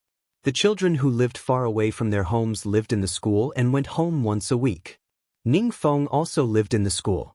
His office-cum-bedroom was very small. It was so small that there was only a bed, a desk, a chair, and a wardrobe in it. After seeing this, Xia Dong's heart was very heavy. Her eyes were wet. Although she was also a poor child, she had never seen such a simple school. Ding Hao's eyes were also red. Even the indifferent Mika Kito was moved. Xia Dong said sincerely, "Mr. Ning, I admire you very much. The children are lucky to have a teacher like you." Beauty novel, Shinwu 799. Chapter 96. Chief Editor Xia, you're flattering me. In fact, I'm also from the city. After working in the city for a while, I've seen too much hypocrisy and deception. I felt that life was boring and meaningless. One day, I walked here with my bag and saw these children. Although they were poor, they had never given up chasing their dreams. So I stayed. In fact, it was these children who changed me. I should say that I'm very lucky to have met them. Xia Dong was very moved. She decided to do an exclusive interview with Ning Feng so that more people would pay attention to his deeds. Ning Feng smiled embarrassedly. Chief Editor Xia, the children have finished the artwork you mentioned. Do you want to have a look now? Okay, please lead the way. Ning Feng took them to the small yard behind the school. When they saw the things placed in the yard, the 3 of them were immediately shocked. In the yard, there were 12 hand-woven animals neatly placed. They were the size of real animals. The smallest was a mouse, and the largest was a cow. These animals were lined up in the order of the 12 zodiac signs. They stood lifelike in this narrow yard. Ning Feng introduced, "These are the 12 zodiac signs. All of them are woven with willow branches. The willow branches were picked by the children from the river. These animals were also woven by them." Ding Hao frantically pressed the shutter and praised, "This is incredible. Chief Editor, look at this cow. It's as if it's alive. These children are still so young. How can they have such good craftsmanship?" Ning Feng smiled proudly. Because the people living in this land have relied on weaving for a living for generations. The children also began to learn this skill from an early age. Xia Dong was shocked and moved. It must not be easy to weave the 12 zodiac signs in 3 days. Ning Feng said, "The children said that they must not lose face for the school and their hometown. Even if they don't eat or sleep, they must complete the task." Xia Dong's eyes flashed with tears as she firmly said, "Teacher Ning, don't worry. We will definitely do a good job in this interview and let more people see the current situation of Yutong Elementary School. We will let the school receive help from society so that the children can concentrate on their studies." Chief Editor Xia, we are relieved to hear your words. You are the great benefactor of our Yutong Primary School. Ning Feng bowed to Xia Dong with red eyes. Xia Dong hurriedly supported him. "Teacher Ning, you're too much. We still want to interview a few children. Please arrange it for us." The 2 children who were interviewed were the ones with the best academic results but the poorest family background. They deliberately changed into clean clothes, washed their faces, combed their hair, and faced the camera. They sat stiffly and did not dare to move. Outside the window, a group of children lay on the ground and watched curiously, but no one said a word. "Don't be nervous." Xia Dong comforted them. She wanted them to relax. But she did not expect them to be even more nervous. She changed her approach and said with a smile, "I have 2 children too. They are less than 5 years old and have just started kindergarten. 2 days ago, their teacher taught them a children's song. Let me sing it for you." Mika Kito's deep eyes fell on her. She did not know what she wanted to do. Ding Hao's face was bitter. He wanted to cover his ears, but unfortunately he did not have a third or fourth hand. Under the banyan tree by the pond, cicadas are calling for summer. Her voice was soft and clear. She sang the familiar childhood. Ding Hao's eyes widened. It was different. It was different from the wailing of ghosts and howling of wolves in the KTV. The chief editor sang beautifully and beautifully. Xia Dong sang as if she was deeply immersed in it. Just as everyone's emotions were stirred by her, she suddenly stopped and said with a smile, "Is there anyone who can sing? Can you sing with me?" Ning Feng had taught the children this song before, so they all knew how to sing it. They could not help but sing along with her. The 2 children who were interviewed also sang along. After the song, the children all smiled and their nervousness dissipated. Ding Hao gave Xia Dong a thumbs up. The information obtained from the interview was enough to make people weep. Of the 2 children, one was from a single-parent family. He had lost his father when he was young. His mother sold herbs for his living and education. He had to walk more than 10 kilometers to school every day just to go home and help his mother pick herbs after school. The other child had 3 younger sisters. She was the oldest girl. At the beginning of the year, her parents did not allow her to go to school. She knelt on the ground and begged for a day and a night. Finally, her parents agreed to let her go to school, but she had to pay for her tuition and living expenses. Because her family was too poor to pay for it, she had to go to town every weekend to pick up scraps and beg on the streets to earn money for her tuition and living expenses. There were several times when Xia Dong could not control her emotions and choked. Ning Feng was right. These children had strong souls. No matter how big the disaster was, they were always tenacious. She should learn from them. After the interview, Xia Dong was in a heavy mood. On the way back, she did not say a word. Nowadays, people felt that they were the most miserable people in the world. In fact, it was just because they had not seen anyone more miserable than themselves. Xia Dong decided to change the fate of the children in Yutong Primary School. In order to expand the influence of the magazine and let more people see the interview, Xia Dong deliberately greeted her friends in the circle and asked them to help promote it. She also asked Bailey Yun to persuade Lin Weiwei, the Queen of Heaven, to say at the press conference, "I like to read Charm magazine very much. I buy every issue," so when the new issue of the magazine came out, it immediately caused a sensation. Many readers called with tears in their eyes and asked about the situation of Yutong Primary School. They also proposed to donate to the children. Xia Dong struck while the iron was hot. She pulled strings with the relevant departments and called for a donation to Yutong Primary School. Charm magazine took the lead and proposed to donate 500,000 yuan. Xia Dong also donated 100,000 yuan in her own name. Mika Kito donated 1 million yuan in the name of Bo Ao Group. Xia Dong found Bailey Han's check of 100,000 yuan and donated it in his own name without hesitation. The impact of this donation was very wide. Even the finance department of Xinghao Group made a budget for this batch of funds. Linda sent the budget of the finance department to Bailey Han. Bailey Han asked, "What's the matter with this donation?" The Prince Charming Seo was busy preparing for his wedding during this period of time, so he did not pay attention to the public welfare. Linda explained to him, "President, Charm magazine recently did an exclusive interview." Bailey Han interrupted her, "It has something to do with Charm magazine? Return it." Bailey Han's face darkened. "Return this financial budget. Our company will not participate in any activities related to Charm magazine in the future." Yes, he did not want to be involved in anything related to that woman. Bailey Han's face was cold and heartless. After a while, he received a call.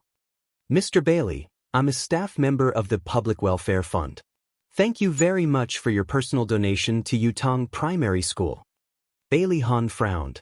"I think you've got it wrong. I didn't donate." "It can't be wrong. We received your 100,000 yuan donation check today. Thank you very much for your support to the education industry. The staff member gushed about his gratitude and respect to Bailey Han. Bailey Han's frown deepened. 100,000 yuan? Could it be that this check was the one he let that woman deal with? What nonsense was this donation to Yutong Primary School? Bailey Han said, I'm very busy. He interrupted the staff member and hung up the phone. He hated things that were out of his control. Therefore, he opened the webpage and logged into Charm Magazine's official website. He finally understood what this donation was all about. Originally, he entered the website with a crusade mentality. However, after reading the interview with Yutong Primary School and seeing the shocking photos and words, he fell silent. He called Linda in through the internal phone. The financial department just sent over the donation budget. I've approved it. Inform the financial department to add another million yuan. Linda's eyes lit up. Yes, President. Bailey Han leaned back in his chair. His gaze fell on the photos and he felt a little complicated. Xia Dong, you're a woman full of lies. So, you have a heart too? In just 1 week, the magazine alone had raised 5 million yuan in donations. When Ning Feng heard the news, he was so excited that he shed tears of gratitude. Because of the rainy season, the school's buildings were too simple and crude. They were afraid that it would be dangerous, so the local government decided to use the donations to build a 3-story building first. Mika Kito said that the BOA group would build the building for the school free of charge in the shortest time possible. The local government and the villagers were grateful. On the day of the groundbreaking ceremony, the local government invited Mika Kito, Xia Dong, and a dozen other well-known donors to attend. Unfortunately, Sanku Group encountered some problems, and Mika Kito had to rush back to deal with it. That's why he missed the ceremony. Mika Kito left in a hurry the night before the ceremony. Before he left, he asked Jiang Dao to stay behind to protect Xia Dong. Jiang Dao is Mika Kito's assistant in name. Since Mika Kito is not around, Jiang Dao can take his place and attend the ceremony with Xia Dong. Many famous people attended the ceremony, including the mayor and the secretary of the municipal party committee. The two of them shook Xia Dong's hand to express their gratitude. Of course, Xia Dong did not dare to claim the credit. She pushed all the credit to teacher Ning Feng and the kind-hearted people who donated. Because of this interview, Xia Dong became a little famous. The CEOs of large corporations all came over to greet her politely. She smiled and responded to them one by one. She was generous and cheerful, and had the temperament of a strong woman. She did not know that her every move was being watched by Bailey Han. Bailey Han did not like to show his face in public, and he expected that Xia Dong would also attend. So when he received the invitation, he wanted to refuse. However, old Bailey's wife did not see it that way. She insisted that he accept it. She said that it was a good thing to do charity, and he should treat it as accumulating blessings for Xiao Yi. It was not until the organizers arranged for the ribbon-cutting ceremony that Xia Dong found out that Bailey Han was also there. Bailey Han stood beside her with a pair of scissors in his hand. He was focused on cutting the red silk without looking sideways. From the time he went on stage until he left, he did not look at her at all. After the groundbreaking ceremony, everyone left in their cars. Xia Dong was not in a hurry to leave. She said a few words to Jiang Dao and Lilith. Then, she took out her bags from the trunk of the car and went to the classroom to check on the children. Beauty novel, Song Shu 566. Chapter 97. The children were in self-study. Someone with sharp eyes saw her from afar and shouted, "Auntie Xia." All the children rushed out of the classroom and surrounded her, calling her Auntie Xia. Every little face had the brightest smile. Xia Dong smiled and said, "Quick, take a look at what I've brought for you." The children took a step back and she put down the bags in her hands. There were 3 bags filled with toys. There were dolls, electric trains, car models, Rubik's cubes, 9 consecutive rings, all kinds of things. There were also 2 bags filled with notebooks, pens, and other school supplies. The children cheered and pounced on her. They surrounded Xia Dong, cheering and jumping. Bailey Han had wanted to walk around and check out the school situation, but he didn't expect to see this scene. Frankly speaking, Xia Dong had a very beautiful face, especially her eyes. When she smiled, they were filled with passion and contagion. At this moment, she was smiling very happily. She stroked the children's hair and said something from time to time. Bailey Han's eyes darkened. Finally, he turned around and left. After a while, Jiang Dao and Lilith came to look for her. Xia Dong said goodbye to the children. "Children, I'm leaving. You have to study hard and grow up to be useful people to society." The last sentence was actually a little broad. She smiled and changed the way she spoke. Study hard and change your own fate. Change the fate of your family. Auntie Xia will remember it. The children's little faces were filled with determination. They reluctantly sent her to the village entrance and watched her get into the car. The car drove far away, but they were still standing there. Lilith looked at them and sighed. "Chief Editor, I suddenly feel that we've done something very great." Xia Dong smiled. "Do you suddenly feel that you have motivation in life?" Lilith nodded vigorously. Xia Dong laughed heartily. Jiang Dao, who was driving, also smiled. However, something unfortunate happened.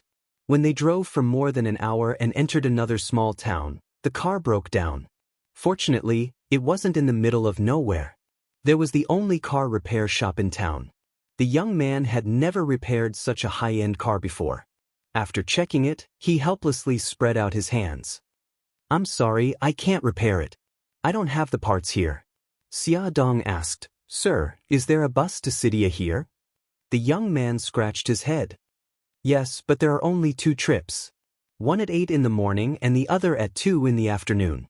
It's already 3 in the afternoon. Obviously you've missed it. Then, is there a private car going to a city?" The young man smiled embarrassedly. "No, City A is too far away, and the road to City A is very difficult to walk. None of the drivers are willing to go." Lilith stomped her feet anxiously. "Then what should I do? It's my grandma's birthday today. I must rush back." Xia Dong patted her shoulder and comforted her. "Don't worry, let's think of other ways." Jiang Dao asked the young man why the car broke down, and then called the car repair shop in City A. The shop assistant said that the problem was not serious, but he needed to change a part. He also said that it would take at least 4 hours to get here. Jiang Dao asked them to come as soon as possible. Now, they could only wait for the car to be repaired. The young man was very enthusiastic. He brought 3 chairs from the house and invited them to sit down. He even made tea. After waiting for about 10 minutes, Xia Dong suddenly saw a Maybach speeding over. It was Bailey Han's car. She had sat in it before, and she remembered the license plate number. She stood up abruptly, waving her hands in the air as she shouted, "Stop the car! Stop the car!" Bailey Han saw someone waving at him from the side of the road. It was Xia Dong. He stepped on the accelerator and rushed over. Xia Dong covered her face in disappointment. Bailey Han saw her bending over and covering her face in the rearview mirror. She looked very disappointed, and he actually felt bad. His hands unconsciously slowed down, and then slowed down again and again. Finally, he stopped about 100 to 200 meters away from her. Lilith shouted excitedly, "It stopped, it stopped. Chief Editor, look, the car stopped." Xia Dong looked up in surprise.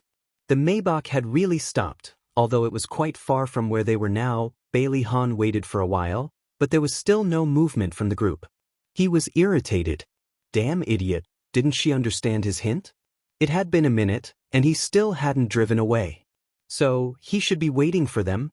Xia Dong finally reacted and said to Jiang Dao, "Jiang Dao, stay here and wait for the people from the repair shop to come. Lilith and I will go back to City A, but..." "No buts, Jiang Dao. Bailey Han is a good person. He won't do anything bad to me, so don't worry. Jiang Dao, I'll leave this to you. Be careful. Lilith, let's go." After Xia Dong gave her instructions, she pulled Lilith and hurried to Bailey Han's side. Before she left, she didn't forget to thank the young man. Because of the baby in her belly, Xia Dong didn't dare to run too fast. She was also worried that Bailey Han would change his mind at the last minute and step on the gas pedal to escape, So she said to Lilith, "Lilith, run faster and go over first. I can't walk too fast, so I'll be one step behind you." Lilith had the same worry and immediately raised her hands in agreement. "Okay, Chief Editor, be careful. I'll be there right away." Lilith ran over at the speed of the 800-meter long-distance run when she was in college. After a few minutes, Xia Dong walked over leisurely. Bailey Han's face was as black as the bottom of a pot that had been burning for more than 10 years. As for the explanation, Lilith must have already explained it, so Xia Dong didn't say anything more. She smiled politely and said, "Mr. Bailey, sorry to trouble you." Bailey Han pursed his lips and ignored her, but he unlocked the back door. Xia Dong and Lilith hurriedly got in. It was finally safe. Bailey Han's face became even darker.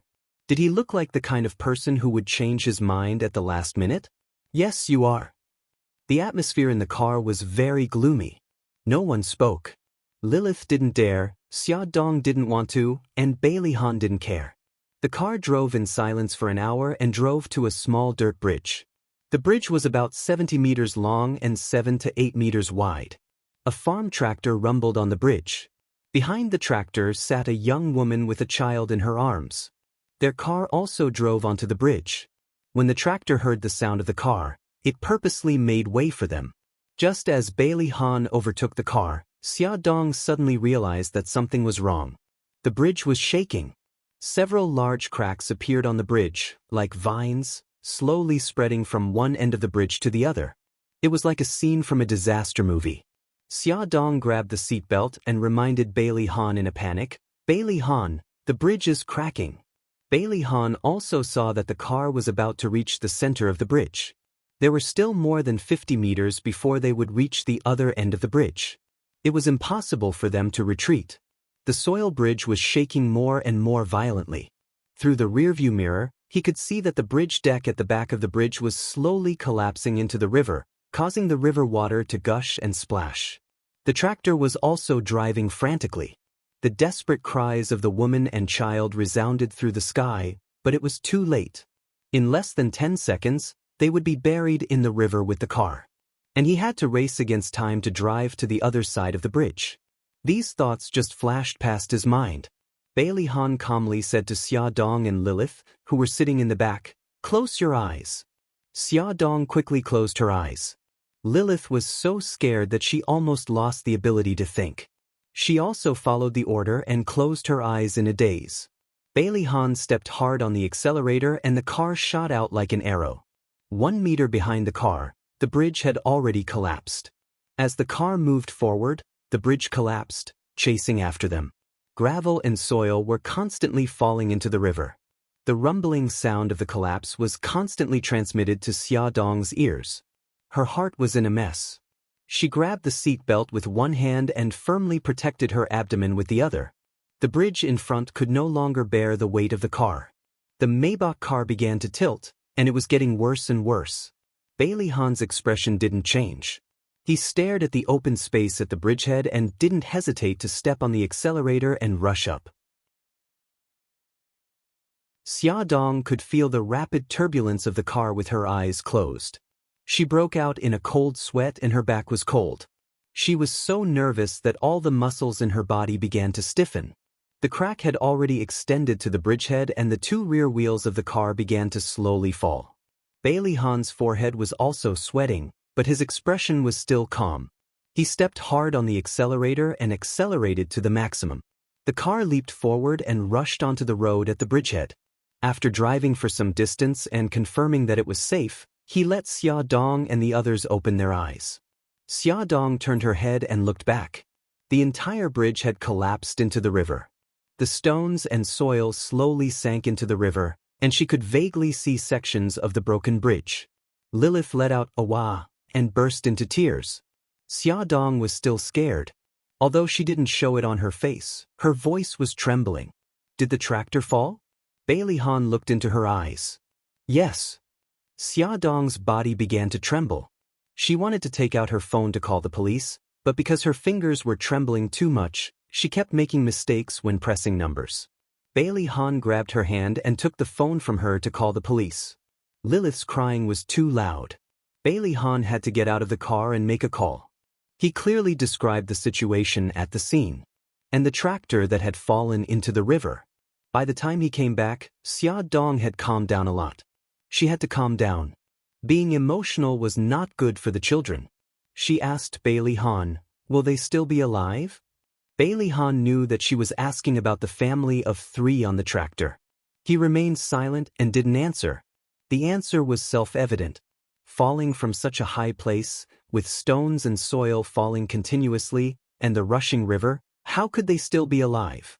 Xia Dong's eyes were filled with sadness. In the face of disaster, humans were very fragile. Xia Dong pulled the crying Lilith into her arms and hugged her tightly. She comforted her gently. "Lilith, don't be afraid. It's all right now. Don't be afraid." Under her gentle comforting voice, Lilith's trembling body gradually calmed down. She also gradually regained consciousness. Her eyes were filled with tears. She looked up at Xia Dong. Chief Editor, are we still alive?" Xia Dong nodded firmly. "We're still alive. In fact, we're going to live better than before. After experiencing life and death, one would become braver." The 2 of them gradually calmed down. Bailey Han said slowly, "Let's leave this place as soon as possible." Xia Dong nodded silently. "Come and see." Song Shu 566. Chapter 98. Bailey Han glanced at her and started the car. After driving for almost an hour, the police cars and ambulances drove in the direction of the collapsed bridge. The last police car stopped them and asked about the situation. After learning that they were the ones who called the police took down their contact information and said that they would be invited to record their statements when they returned to the city. Bailey Han and the other 2 were very cooperative. In the end, the police bowed to the 3 of them and got into the car to chase after the police car in front. Xia Dong then remembered that with the bridge collapsed, the people at the car repair shop would not be able to cross the river and repair the car. Similarly, Jiang Dao would not be able to return to the city. She quickly contacted Jiang Dao and briefly told him what had happened. After Jiang Dao heard it, his back was instantly drenched in cold sweat and his heart trembled. Luckily, Miss Xia was fine. Otherwise, when the boss came back, he would definitely be killed. After a long while, Jiang Dao said, "Miss Xia, it's good that you're fine. You don't have to worry about the car. I'll think of a way to return to the city tomorrow. Please take care of yourself." "Okay, I got it. You be careful too." It was already past 9 at night when they returned to the city. Lilith had calmed down a lot. She said that she would take a taxi back and asked Bailey Han to drop her off at the intersection. Only Bailey Han and Xia Dong were left in the car. Bailey Han glanced at her. After a while, he said, "Tell me the address. I'll send you back." "No need. I'll take a taxi back too. I've already troubled you today." Bailey Han emphasized, "Tell me the address." Xia Dong knew that he was a very stubborn person. If he insisted on something, he would definitely do it. She could only tell him the address. Bailey Han drove her to the neighborhood without a word. When she got out of the car, her legs were a little weak. She tried to stand straight and smiled. "Thank you for today." Bailey Han said lightly, "Go upstairs." Xia Dong nodded and walked step by step to the elevator. Bailey Han watched her figure disappear into the corridor before he started the car and drove away. After entering the elevator, Xia Dong's fake calmness collapsed.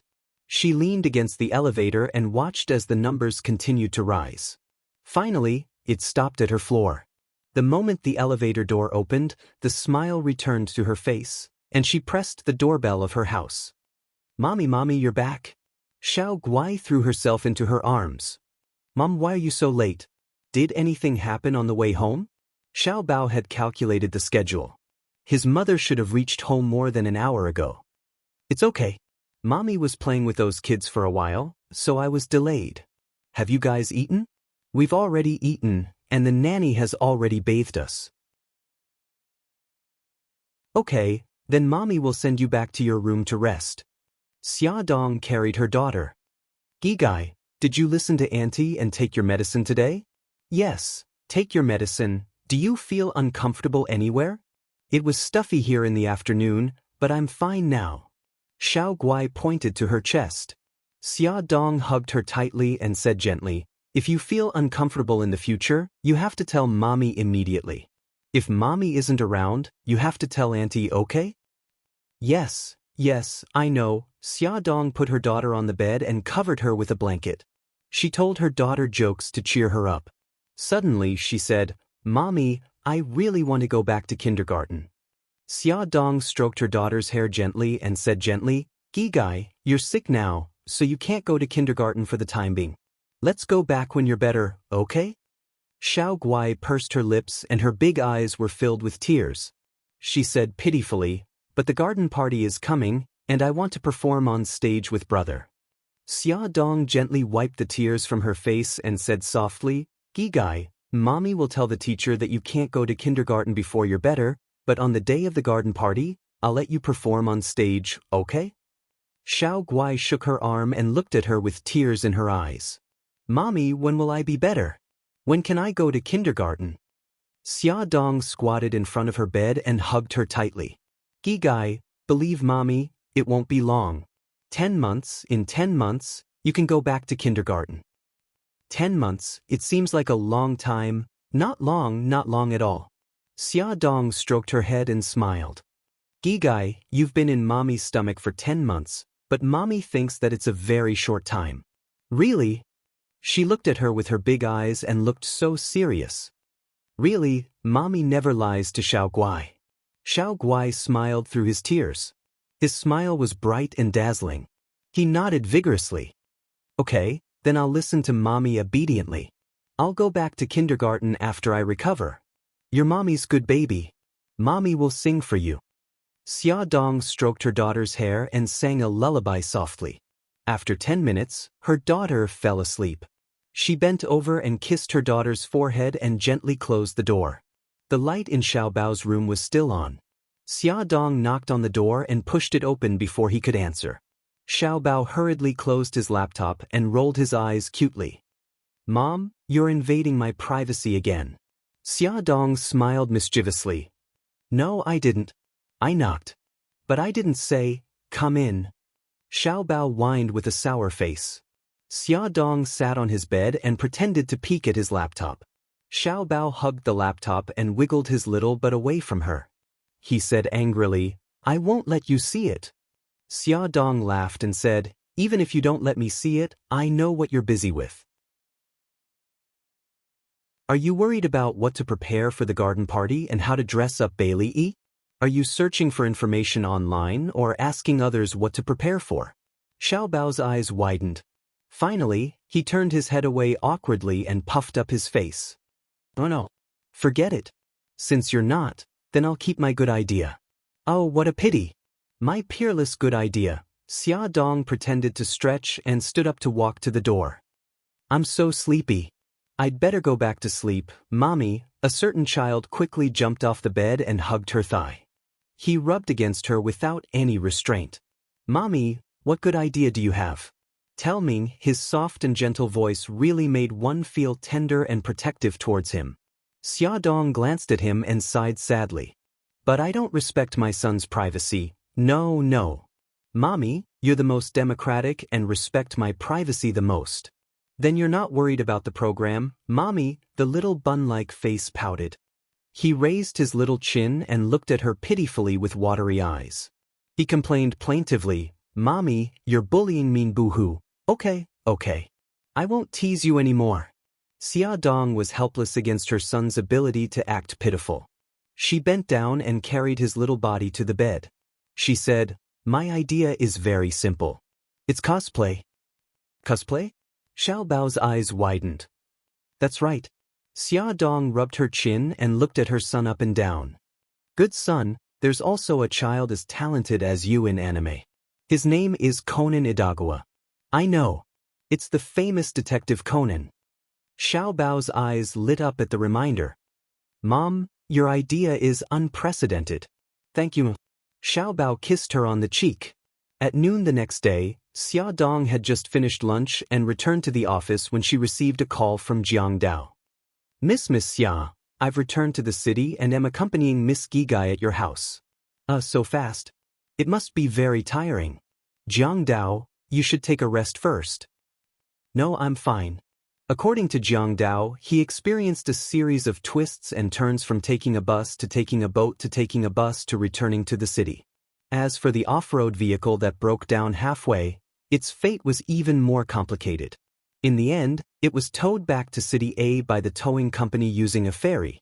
Xia Dong paused and asked, when you crossed the river where the bridge collapsed, the family of 3 fell into the river. What happened to them? When they were salvaged, they had already stopped breathing. I heard that their family has already claimed their bodies. Although she already knew the answer, Xia Dong still felt a little sad when she heard it confirmed. In the afternoon, the police station called her and asked her and Lilith to make a statement. When Xia Dong and Lilith arrived at the police station, they found that Bailey Han was also there. Bailey Han glanced at them and nodded coldly. Xia Dong also nodded at him. The police recorded her basic information and said politely, Miss Xia, please tell us what happened at that time. The car drove for about 20 meters, and I found that the bridge was shaking. Xia Dong tried hard to recall the situation at that time, and her fingers involuntarily clenched. Lilith's emotions fluctuated even more. Her voice was trembling, and she almost burst into tears. Bailey Han was very calm. Even the police couldn't help but praise him after listening to his account. Mr. Bailey, your psychological quality is very good. If you didn't make a prompt decision, I'm afraid that something bad would have happened to you. Bailey Han smiled faintly and didn't say anything. After making a statement last night, the 3 of them walked out of the police station. Just as they walked to the gate, a Lamborghini stopped.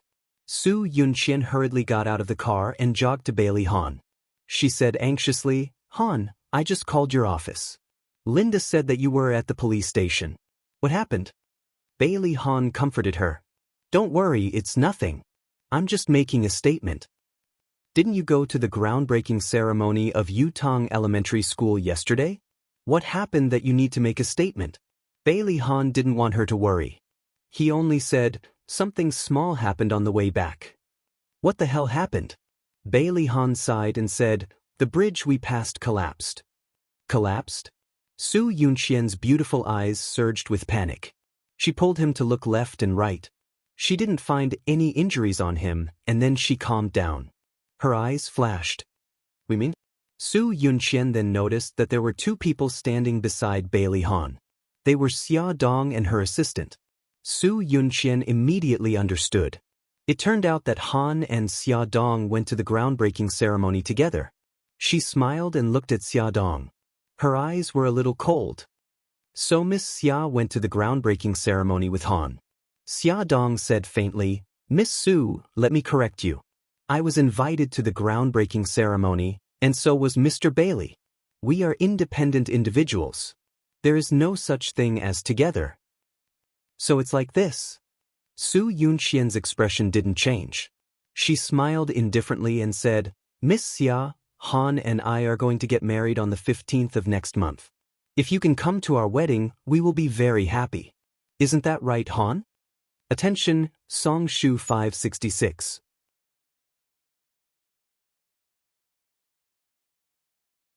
Chapter 99.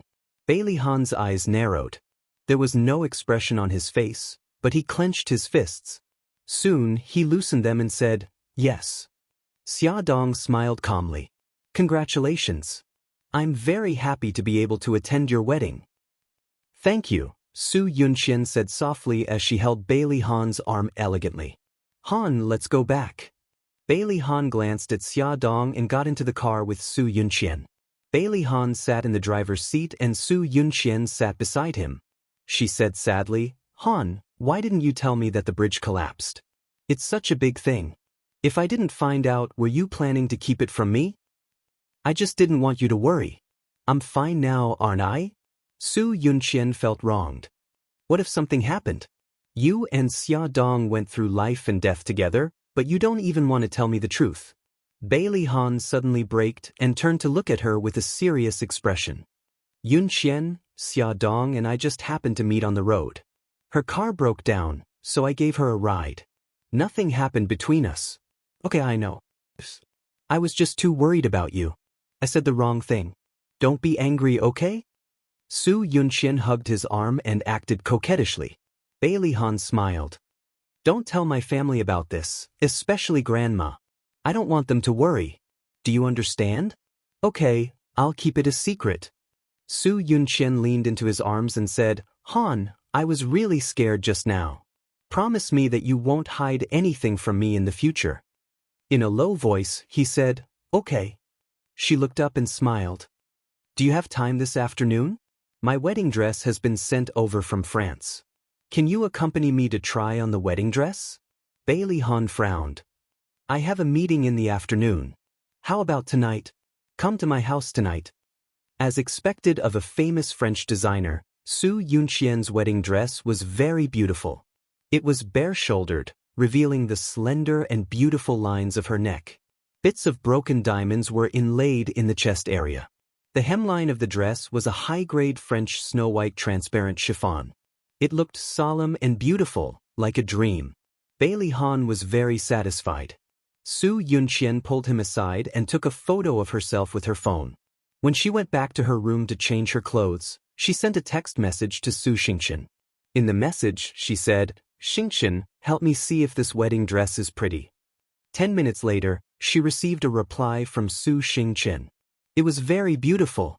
Sister Yunqian, I have a gift for you. It will be mailed to your office tomorrow. Please sign for it. The next day, Su Yunqian opened the gift Su Xingqian gave her in her office. Her face was pale. It was a medical report. It showed that the person involved was pregnant for 2 weeks. The name of the person involved was Xia Dong. This wasn't a big deal. The problem was that there was a stack of photos under the medical report. They were all secretly taken by Xia Dong and Bailey Han. It seemed that they were seducing each other. First, Xiao Tianxing and Bailey Han were talking about something. Then, Bailey Han looked at the direction of the bar counter and walked towards the private room. Then, Xiao Tianxing helped a drunk woman from the bar counter into the private room. Although the photo only showed the back of that woman, even if she turned into ashes, Su Yunqian would recognize her. She was Xia Dong. According to the date of the photo, it coincided with the date of Xia Dong's pregnancy. Was this a coincidence, or was it true? Su Yunqian's face was pale. She leaned against the office chair. Her phone rang. It was Su Xingqian. Sister Yunqian, did you receive the gift? I took those photos with my own hands. Also, I noticed that Brother Han stayed in the private room for more than half an hour. Why don't you ask his servants if he came home that night? Su Yunqian's laughter sounded so innocent and considerate, but Su Yunqian knew that her cousin was definitely not someone to be trifled with. Su Yunqian said calmly, This is between me and Han. You don't have to worry about it. After speaking, she hung up the phone. The photos in front of her and Su Xingqian's words were like the venom of a poisonous snake. They corroded Su Yunqian's rationality. She gritted her teeth and dialed the number in Bailey Han's villa. The housekeeper picked up. The housekeeper was steady and experienced. He was very trusted by Bailey Han. If she asked him rashly, he wouldn't tell her the truth. Su Yunqian used a roundabout tactic. Housekeeper, I remember that I forgot a piece of jewelry in Han's bedroom on the night of June 2nd. Please have someone keep it well. I'll come and get it when I have time. The other side of the phone was silent for a while. Then he said, Miss Su, if I remember correctly, you didn't come to the villa on June 2nd. Did I remember wrongly? I still remember that Han came back very late that night. He didn't come home until 1 in the morning. Miss Su, you must have remembered wrongly. Young master didn't come home on the night of June 2nd. He only came back the next day. You said that it might be June 12th. Don't worry, I'll have someone keep the jewelry well. Su Yunqian's hand gripped the phone tightly. Her knuckles turned white. She smiled and said, I see. Housekeeper, thank you. June 2nd was the date of the photo shoot. Han didn't come home as expected. Su Yunqian's mind was filled with the scene of Bailey Han and Xia Dong entangled in bed. She slumped against the back of the chair and didn't move for a long time. She wanted to directly question Bailey Han, But she held back. They were going to hold their wedding in half a month. She didn't want to complicate things because of this. Her head hurt. What should she do? Su Yunqian looked at herself in the mirror in pain. After about 5 minutes, she finally calmed down and dialed a number. A voice came from the phone. Sorry, the number you have dialed is not in service. She hung up the phone. Soon, she received a call from an unknown number. A man's deep voice came through. I'm your godfather. Godfather, what's the best way to get rid of a woman's child without getting into trouble? It's an accident. No one will know. Su Yunqian smiled. Very good. I'll reward you with 2 million yuan. Within 5 days, find an assassin to help me get rid of the child in this woman's belly. She didn't want her to die for the time being. Since she wanted the child, she would destroy her. Only in this way would she suffer more. She sent Xia Dong's photo to the man nicknamed Godfather and reminded him, as far as I know, there's a powerful person behind her. I hope your people can really do it without anyone knowing. Don't worry. I've been in this business for many years, and I've never failed. Godfather was an intelligence officer of an underground assassin organization. All the assassins in a city bought information and received tasks through him. As long as he released the task of the employer, a large number of assassins would come to him. Then he would choose an assassin to complete the task according to the employer's requirements. Of course, no matter whether the task was successful or not, Godfather would take 10% of the reward as commission. No one knew the real identity and face of Godfather. Su Yunqian didn't know either. She got his contact information by chance. Glamour Magazine, Chief Editor's Office. Xia Dong was busy preparing the report of this month. Her right hand habitually touched the cup and found that the tea inside was empty. So she said to Lilith through the internal line, Lilith, please make a cup of tea for me. Lilith quickly came in. When she was about to go out with the teacup, she suddenly thought of something and asked mysteriously, Chief Editor, have you had that in the past 2 days? Xia Dong looked up blankly. What? Lilith smiled. Your period. Oh no. Lilith blinked. That's good. Xia Dong didn't know what she was doing and didn't have time to ask, so she let her be. Soon, Lilith put the brewed tea on her right hand. Xia Dong was almost done preparing the documents and the tea was cold. She picked it up and took a sip. It tasted different from the tea she was used to. She looked at the tea leaves in the teacup and saw that they were very thin red petals. Because she was pregnant, she paid special attention to her diet.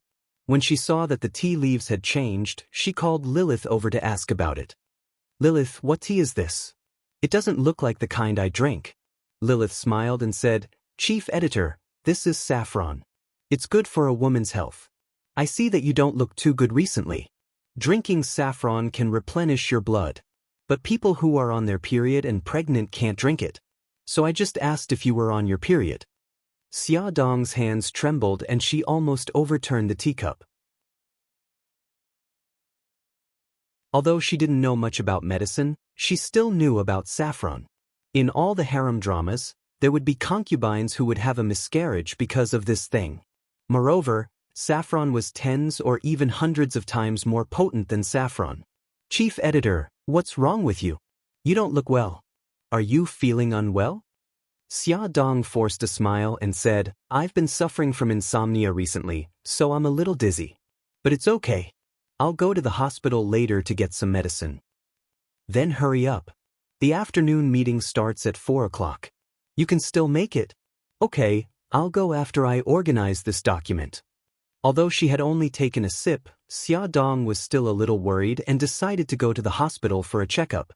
She frowned and said, Lilith, saffron is a very precious herb. How did our editorial department get this?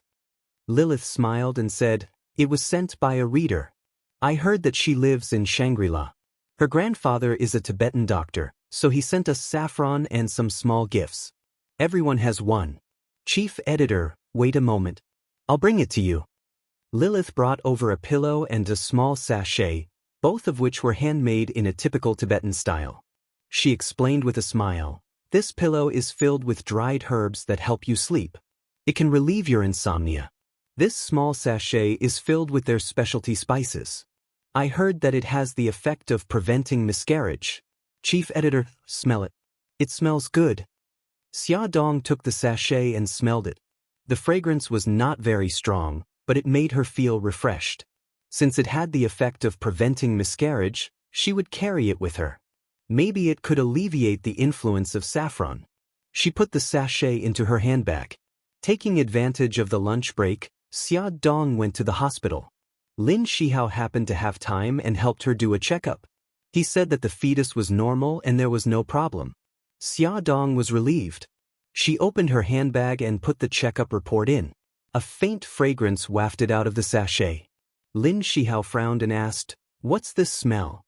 Xia Dong took out the sachet and handed it to him. "It's from this sachet. I heard that it has the effect of preventing miscarriage. Come and take a look."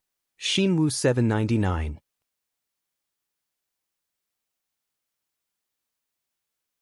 Chapter 100. Lin Shihao put it to his nose, closed his eyes, and sniffed it carefully. Suddenly, he stood up and strode out of the door. Xia Dong was puzzled. "Shihao, what are you doing?" After a minute, Lin Shihao came back. His face was a little pale as he said, "I threw away the sachet." Xia Dong was confused. "But what's wrong with that sachet?" Lin Shihao said seriously, "There's nothing wrong with the sachet itself, and the perfume inside does have the effect of preventing miscarriage. However, if this perfume is used together with saffron, it will cause a miscarriage. Didn't you say that you drank a sip of saffron at noon? So you have to throw away this sachet quickly. Otherwise, the child will be in danger." Xia Dong's back was covered in cold sweat. She was scared. "Fortunately, you found out. How do you know this perfume?" Lin Shihao explained, "My grandfather is an old Chinese medicine doctor. I learned a lot of pharmacology from him before. This perfume is extracted from a kind of herb. Fortunately, I still remember the smell." Xia Dong was very glad. If it weren't for Lin Shihao, the child would have been in danger. Lin Shihao reminded her, "Be careful in the future. Don't touch those flowers and plants again. Everything has its opposite. If something that seems to be beneficial to the body is used together with something else, it may cause harm to the body." "I understand. I'll be more careful." "Shihao, thank you." Xia Dong decided that when she got back, she would get rid of the pillow with the herbs. These few days, Xia Dong felt that her luck was extremely bad. When she was driving, she almost collided with an oncoming truck. She hurriedly turned the steering wheel, but in the end, she still hit the guardrail on the side of the road. Fortunately, the airbag protected her body. Although she was shocked, she managed to adjust her emotions in time. The baby only gave her a stomachache because of his temper, but it was nothing serious. The BMW was damaged and sent for repair. The insurance agent arranged to meet Xia Dong at the cafe next to the company. When she took the elevator, a delivery man pushed a small cart and quickly squeezed in. The narrow space became even narrower with the help of the trolley. Xia Dong had nowhere to retreat, so she stayed close to the trolley. While the elevator was ascending, it suddenly shook, and the boxes stacked on top of the trolley fell toward her. She quickly caught the boxes with her hands, but the boxes below loosened and hit her abdomen. She quickly raised her leg and used the strength of her leg to block the box. "What's wrong with you? This miss was almost hit by your cart." The people around finally reacted and helped Xia Dong carry the box while scolding the delivery man. The delivery man apologized profusely. "Forget it, you didn't do it on purpose." Xia Dong sighed weakly and rubbed her knee that was hurting. Accidents happened one after another. Xia Dong went to the bathroom and almost fell on her face on the waxed floor. Fortunately, she had practiced martial arts and was agile enough to grab the sink in time. When the light turned green and they crossed the sidewalk, someone rushed over and almost hit her in front of a speeding car. Because the BMW was being repaired, Jiang Dao had been driving her to and from work for the past few days. On this day, Xia Dong went downstairs and found that the driver had changed from Jiang Dao to Mika Kito. Xia Dong was pleasantly surprised. "Brother Shin, you're back from Japan. How's it going?" Bei Tang Shin's lips curled up. "I've already dealt with it. But why do you look so tired? Did you not sleep well? Xia Dong did not tell anyone about the unlucky things that had happened recently, including the two children. She did not want them to be depressed. As soon as Mika Kito asked, she began to pour out her grievances. I don't know what happened, but I've been very unlucky these past few days. I almost got into a car accident while driving, almost got hit by a falling box in the elevator, got hit by someone while walking, and almost fell down in the bathroom. Mika Kito's eyes suddenly narrowed and his expression became serious. Xia, tell me more about it. Affected by his emotions, Xia Dong also became serious and recounted the events of the past few days in detail. After Mika Kito listened, his expression became serious and his eyebrows were mixed with depression. He said slowly, Xia, I don't think these are accidents. It's very likely that someone did it. It was not like Xia Dong had never been schemed against before. She knew that someone was trying to harm her behind her back. After hearing what he said, she also felt that there were many suspicious points. Even the gift from the so-called readers of Shangri-La was starting to sound suspicious. What is this person's motive? Did they want to kill her? But some of the methods were too childish, such as waxing the floor. Did they expect her to fall to her death? No, wait. Xia Dong suddenly widened her eyes and exclaimed excitedly, Children! Their target is children. Mika Kito's eyes flashed with admiration. He nodded and said, That's right. Since the saffron incident, the other party has been weaving a trap and waiting for you to jump into it. He was still a little scared and looked deeply at her. Fortunately, you have good skills and good luck. Xia, from today onwards, I will send someone to secretly protect you. He has learned ninjutsu and is very good at disguising and hiding. He will usually disguise himself as anyone and lurk around you. When you are in danger, he will immediately come out to protect you. His name is Lu Xing and he will only listen to you. Xia Dong didn't know that Lu Xing was the best assassin in the Sanka group and had been sent by Mika Kito to protect her. Su Yunqian was furious and roared into the phone. It's been 5 days. You haven't completed the mission. Godfather, didn't you say that there would be no problem? Now that the mission has failed, how are you going to explain it? The man said in a low voice, Give me 1 more day. I promise to complete the mission. Su Yunqian sneered, What if it fails again? I won't take a single cent from the 2 million and I'll give you a killing job. You can request a mission at any time. Okay, you have to keep your word. I, Godfather, have never ruined my own reputation. Just as the other party was about to hang up, Su Yunqian suddenly said, Wait, I suddenly changed my mind. I have a better way to deal with her. She lowered her voice and told him her plan. Then, she made a mysterious call and said in English, Darling, I want to borrow your bliss. The person on the other end of the phone said coldly, How do you know about the existence of bliss? She chuckled. Darling, don't be so nervous. Since we are already partners, you have to trust me. As long as you help me get rid of the person I don't like, I will naturally help you get what you want. In order to thank the community for their donations to Yutong Primary School, the Charity Foundation specially held a charity cocktail party. As the organizer of the event, Xia Dong was invited to attend the cocktail party. There were many famous people at the cocktail party, including Su Yunqian and Bailey Han. Su Yunqian was holding Bailey Han's arm.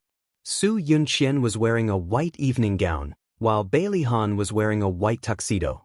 They were a perfect match. Their arrival attracted everyone's attention.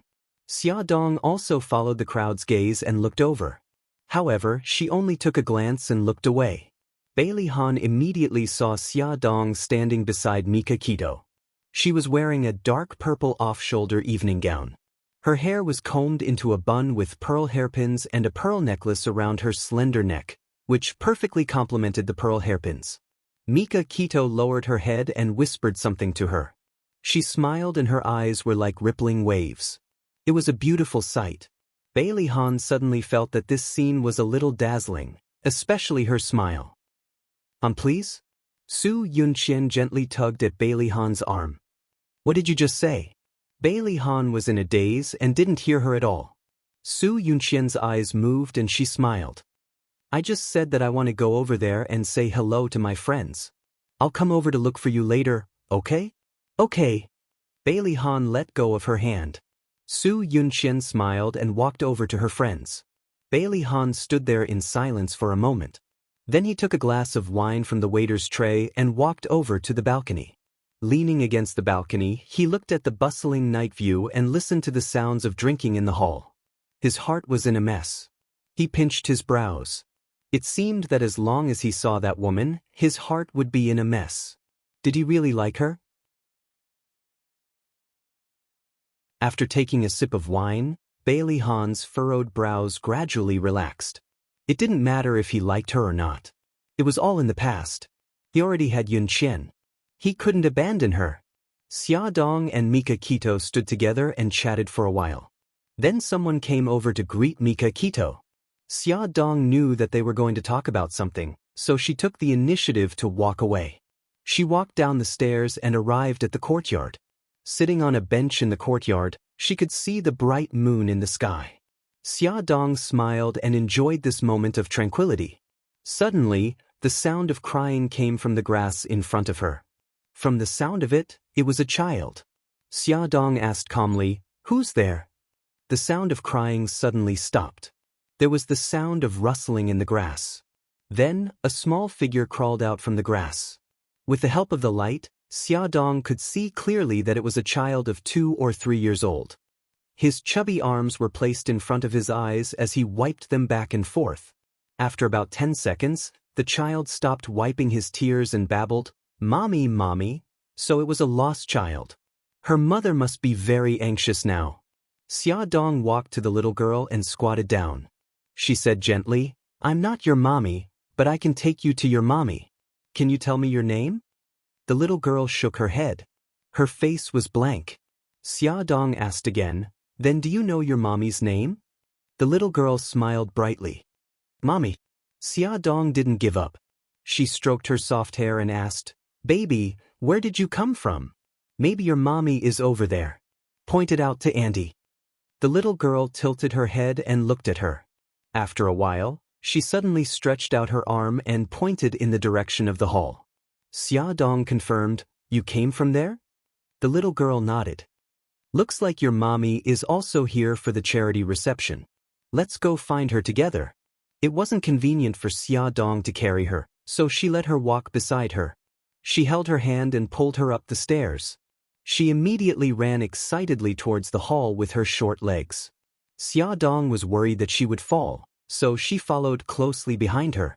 As her gaze was fixed on the child, she didn't notice Bailey Han suddenly walking over from the balcony. The two almost collided, but Bailey Han took a step back and avoided her. She smiled embarrassedly. "Sorry." Bailey Han didn't say anything. His cold gaze fell on the little girl beside his leg. Awesome novel Hongcha 866.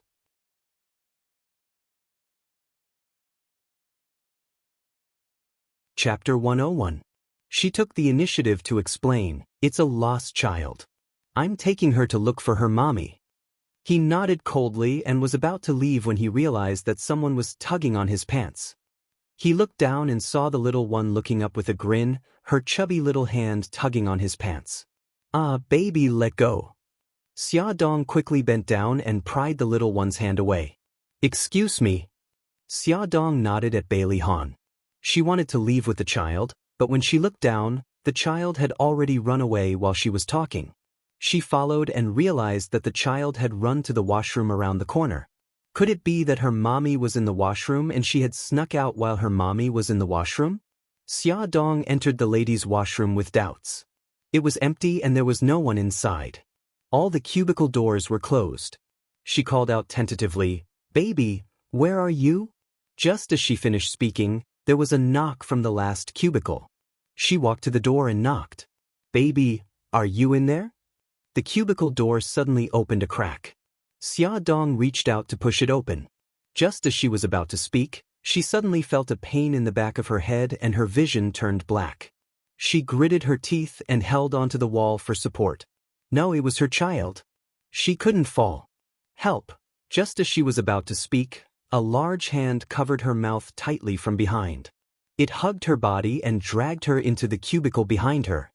Her head hurt and her consciousness started to blur. She vaguely saw the last cubicle door open with a creak. A woman in a cleaner's uniform walked out from inside. Beside her feet stood the little girl. Xiaodong couldn't hold on any longer. She finally closed her eyes and fell into the arms of the person behind her. The moment Xiaodong chased the little girl to the ladies' washroom, a man wearing black-rimmed glasses also strolled over. His steps seemed leisurely, but his speed was extremely fast. He was Xiaodong's personal bodyguard. Lu Xing stood in the corridor of the ladies' washroom and waited quietly. From an outsider's perspective, they would think that he was waiting for his female companion. 2 minutes passed, but Xiaodong still hadn't come out.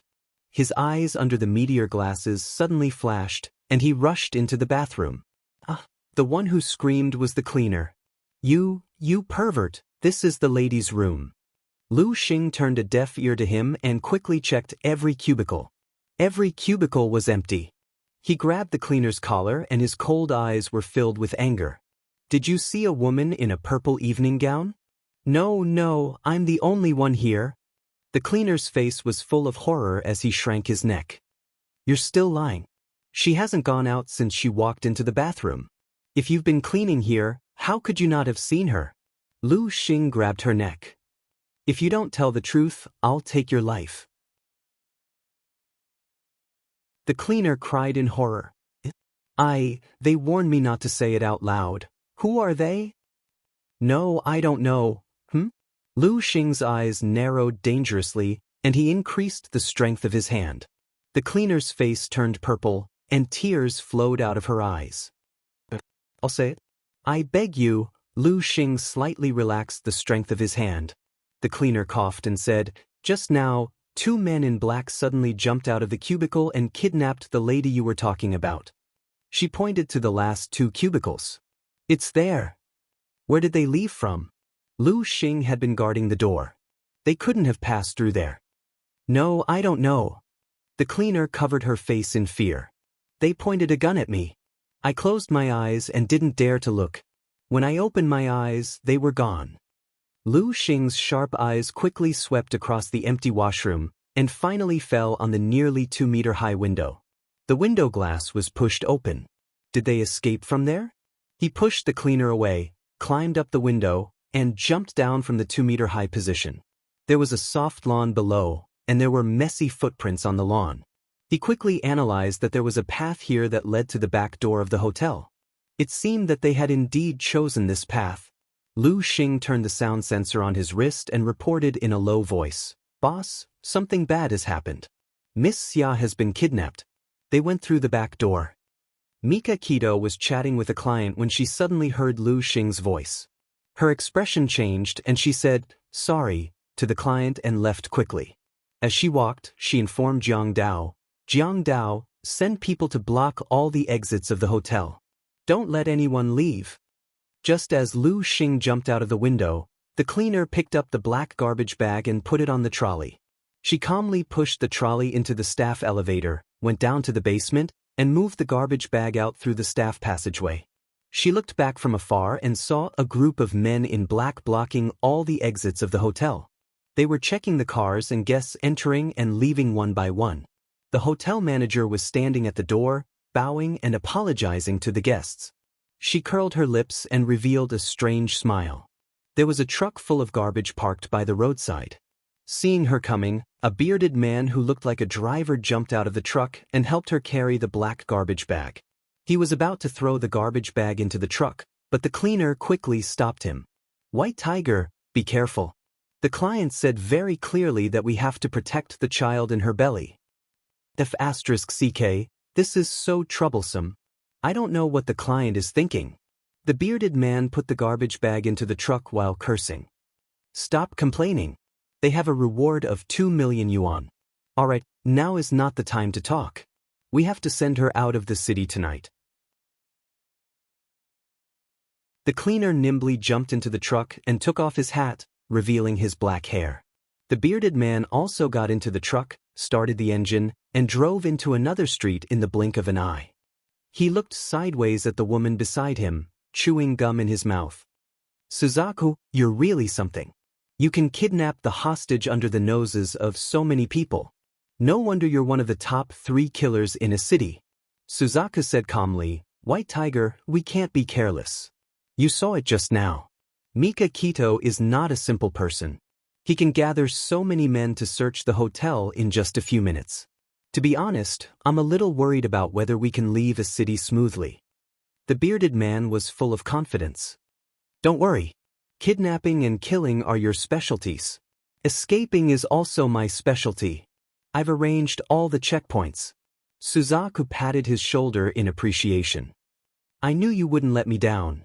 That's why I've always chosen to partner with you. One killed people, and the other designed escape routes. They cooperated seamlessly and had never failed. The truck passed through many checkpoints smoothly and drove out of the downtown area of a city. Before entering the highway, they changed into a high-performance car. The garbage truck was abandoned on the road. Anyway, it was stolen from the garbage station, so they didn't feel bad about it at all. The car drove on the provincial road at lightning speed. In the back seat, Suzaku opened the black garbage bag and slowly pulled it down, revealing Xia Dong's face. Suzaku touched her nose and shouted at the bearded man in the driver's seat, White Tiger, you're too cruel. This woman is still unconscious. White Tiger raised his voice. Isn't that good? If she wakes up, it'll be troublesome on the road. Vermilion Bird shook her head and helped Xia Dong lie down on the seat. First, she took out a pair of rubber gloves and put them on. Then, she rummaged under the seat and pulled out a small metal box. Inside the small metal box was a row of small potion bottles. The potion bottles contained a transparent liquid. She shook the small bottle and used a syringe to suck out all the liquid inside. Then, she raised Xia Dong's arm and injected all the liquid in the syringe into Xia Dong's body. White Tiger saw her actions through the mirror and asked curiously, What's that? Suzaku skillfully packed the small metal box. I don't know. The client asked my godfather to send it over. White Tiger shrugged. I guess it's not something good, Suzaku interrupted him. Put away your curiosity. In order to live longer, it's better to know less about this kind of thing. She put the small metal box back to its original place and put on a disguise. She rested her hands behind her head and said lazily, White Tiger, after this job, I plan to find a small island for a vacation. I'll come back after the news dies down. White Tiger laughed. That's really like you. But let's wait until we get the money. The car sped in the night, and the scenery on both sides of the road flashed by quickly. 2 hours had passed in City A, but Mika Kito and the others still had not found Xia Dong's whereabouts. The surveillance cameras outside the hotel had been tampered with and did not record anything. All the exits, including the staff's private passageways, were searched, but no suspicious person was found. Lu Xing was shocked and realized that he had overlooked something. The whole incident flashed through his mind quickly, starting from when Xia Dong and Boss parted ways and walked to the atrium, then back to the ladies' bathroom, and that Lu Xing rushed to the hotel manager. Get me the information of all the staff in your hotel. Okay. The hotel manager hurriedly ordered the personnel department. Soon, someone turned on the computer and pulled up all the staff's information. Lu Xing moved the mouse and quickly browsed through it. Finally, his gaze fell on the cleaners column. He pointed at a person's photo and said, Call this person over. But someone immediately obeyed the order and left. After a few minutes, that person hurriedly ran over. Manager, the cleaner fainted in the changing room. Get her over here. 2 hotel staff helped the unconscious cleaner over. Lu Xing touched her nose and checked her head. His face darkened. It was obvious that she had been knocked out from behind. He took out the medicine to wake her up and applied it to her nose. She quickly woke up and was startled. For you don't care who I am. Let me ask you, 2 hours ago, did you enter the ladies' bathroom in the lobby? No, what happened? I remember that when I was changing my clothes, my head suddenly hurt, and I don't know anything after that. Lu Xing checked the cleaner's wardrobe and found that her uniform was missing. It was obvious that someone had knocked her out, changed her clothes, and disguised as her to kidnap Miss Xia in the bathroom, and the cleaner he saw in the bathroom was someone else in disguise. Damn it, he actually listened to her and chased after her from the back door. It must have been at that time that the killer escaped with Miss Xia. After deducing all this, Lu Xing was filled with guilt. He bowed in front of Mika Kito. Boss, I fell into the enemy's trap and caused Miss Xia to be kidnapped. Please punish me. Awesome novel, Shinwu 799.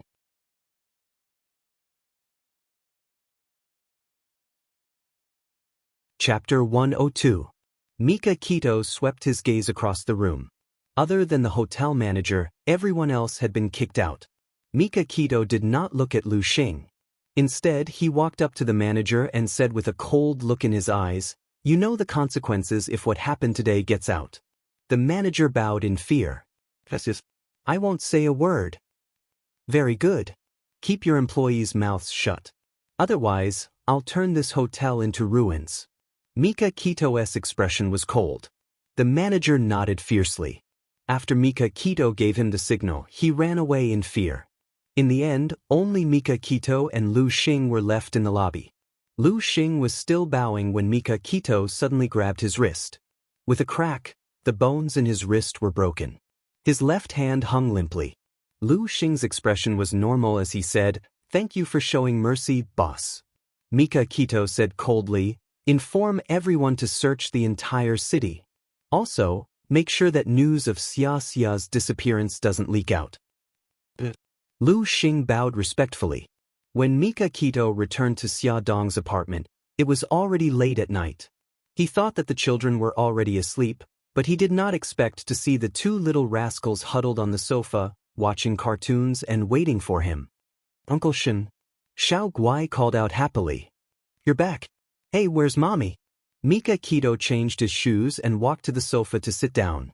He said gently, "Your mommy has something to do at the last minute and has to go on a business trip. She'll be back in a few days." Xiao Guai's face fell in disappointment. "Why didn't Mommy tell us?" "Bad Mommy."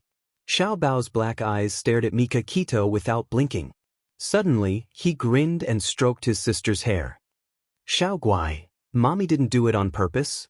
Don't blame her. It's getting late. You should sleep. Big brother will take you to your room, okay?" Okay. Xiao Guai placed her little hand in her brother's and waved at Mika Kito. "Good night, Uncle Shen." Mika Kito bent down and kissed her cheek. "Good night." After a while, Xiao Bao came out of Xiao Guai's room, jumped onto the sofa, and walked over to Mika Kito. "Uncle Shen, can you tell me the truth now? Where did Mom go?" Mika Kito looked at him seriously. "Xiao Bao, your mommy did have something to do. She went on a business trip. Like hell I'd believe you. Mom would never disappear for no reason. Even if she went on a business trip at the last minute, she would still call us to tell us where she was." Xiao Bao had an expression that said, Go on, go on." Mika Kito rubbed her eyebrows. The child was too smart. It was troublesome. He patted his young shoulder. "Actually, your mommy is in a bit of trouble. She's been kidnapped." "What?" Xiao Bao jumped up in shock and cried out, "Who would be so bold?" No, that's not the main point. Is Mom in danger? Are there any clues about the kidnappers?" "Xiao Bao, don't worry. We're investigating. Trust me, we'll have news about your mommy soon. I won't let her get hurt." Mika Kito held his shoulder and said seriously. Xiao Bao's snow-white teeth bit his lower lip tightly. His little face scrunched up as he tried to calm down. However, he was a 4-year-old child after all. How could he not be worried when the person closest to him was kidnapped? His eyes turned red and tears fell from his eyes as he started to cry. "Uncle Shen, do you think Mommy will be in danger?" "I'm so scared." Mika Kito pulled him into her arms. Her voice was soft but firm. "No, I won't let your mommy be in danger." Although she had made this promise in front of the child, after a night, her subordinates still hadn't found any useful information. They couldn't trace Xia Dong's phone signal either. Although Mika Kito appeared calm on the surface, she was actually burning with anxiety. In the study, Mika Kito's face was gloomy. "Lu Xing, who did Xia come into contact with last night?" Lu Xing's fractured wrist had already been bandaged. He recounted all the people Xia Dong came into contact with last night, as well as the details. Mika Kito heard that before Xia Dong went missing, she was chasing a little girl and bumped into Bailey Han.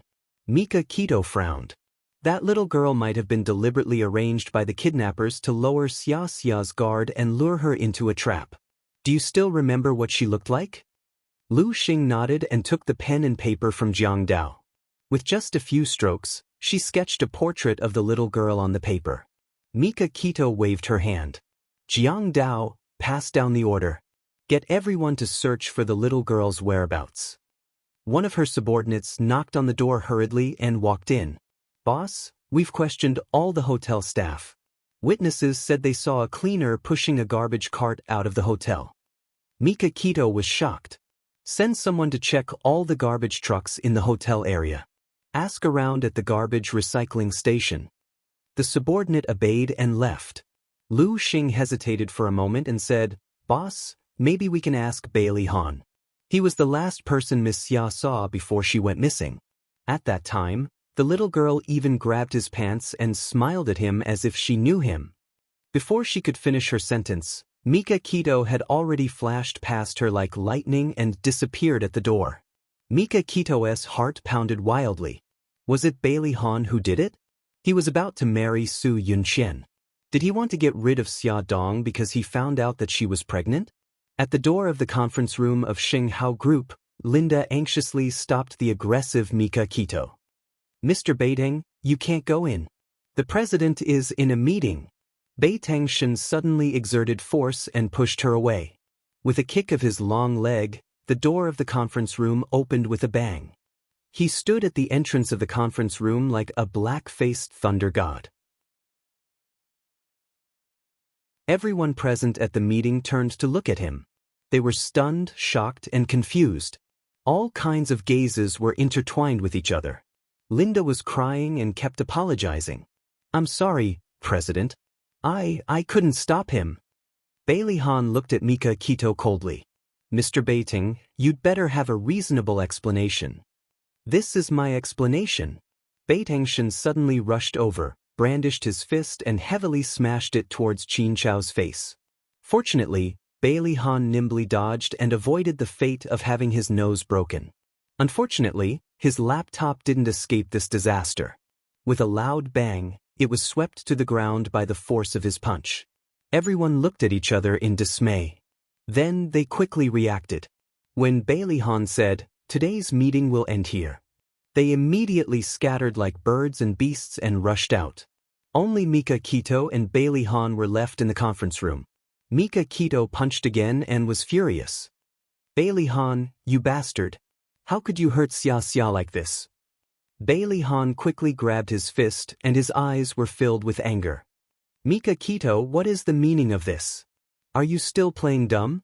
Mika Kito didn't manage to hit him and raised his leg to sweep at his lower body. Bailey Han blocked his attack with one leg. The two of them were evenly matched.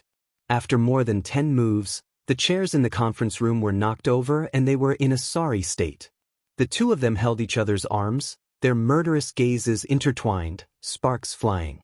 Their faces were injured and their hair was messy, but their auras were fierce and overbearing as they stared fiercely at each other. Mika Kito gritted her teeth. Bailey Han admitted, "You kidnapped Xia." Bailey Han's face darkened. Mika Kito, explain yourself. What happened? Mika Kito sneered. You're still playing dumb. Last night, Xia was kidnapped from the charity reception. Other than you, who else in City A could have done it without anyone knowing? It must be you. You thought she was a threat to your marriage with Su Yunqian, so you did this to her. Bailey Han's heart skipped a beat and his eyes were filled with disbelief. Xia Dong, she was kidnapped? Mika Kito pressed his arms against his neck and said angrily, "Don't think I'll believe you just because you're pretending to be innocent." Bailey Han resisted the pressure on his neck and forcefully pushed his arm in front of him. He said coldly, "Whether you believe it or not, I didn't do it. Instead of having time to force me to confess, why don't you quickly send people to find her whereabouts?" Mika Kito's eyes were red and filled with murderous intent. "Do you think I don't want to find her? But damn it, I don't have a clue." Let go of me and I can help you. Bailey Han stared into his eyes. I'll say it again. Her kidnapping has nothing to do with me. What's the matter with that child? Which child? Last night, Xia chased a little girl into the bathroom. Then she was kidnapped. It's obvious that the little girl was bait. My men saw the little girl holding on to your trousers and smiling at you. What else do you want to say? The veins on Bailey Han's forehead throbbed and he couldn't help but swear. How the F***ck would I know why that child was holding on to my trousers? Damn it, I've said it many times. I have nothing to do with the kidnapping. Mika Kito stared into his eyes. He couldn't see any lies in his eyes, but he still couldn't trust him completely. He slowly withdrew his arms and said, "Help me find the clues within 24 hours. Otherwise, I'll treat you as the mastermind and show no mercy." Bailey Han flung his hands away angrily. He straightened his clothes and said coldly, "I'll give you 10 minutes to tell me what happened. Also, tell me the current situation of the investigation." Mika Kito's face darkened. He held back his anger and told him what happened. Bailey Han frowned and suddenly asked, "Did you ask your men to check the checkpoints out of the city? The kidnappers might have already left the city." Mika Kito's eyes narrowed. That's right. They had been focusing on the city and had neglected the possibility of leaving the city. He immediately informed Jiang Dao to expand the search area. Bailey Han shook his head. It would be more convenient if the police were involved in this matter. It's all up to the mafia. If this gets out of hand, you'll get into trouble. No, once the police get involved, they might alert the kidnappers. If the kidnappers are angered, they'll do something to Xia. Mika Kito was willing to put himself in danger for Xia Dong's safety. Bailey Han couldn't help but look at him. An hour later, Mika Kito's men came back with news. "Boss, a garbage truck was found on the hillside at the entrance of the provincial highway. According to the garbage station, the truck was stolen last night." Mika Kito analyzed calmly. It must have been left behind by the kidnappers. There are 4 entrances to the provincial highway, each leading to 4 different provinces. Send some people to search these provinces. Awesome novel, Shinwoo 799.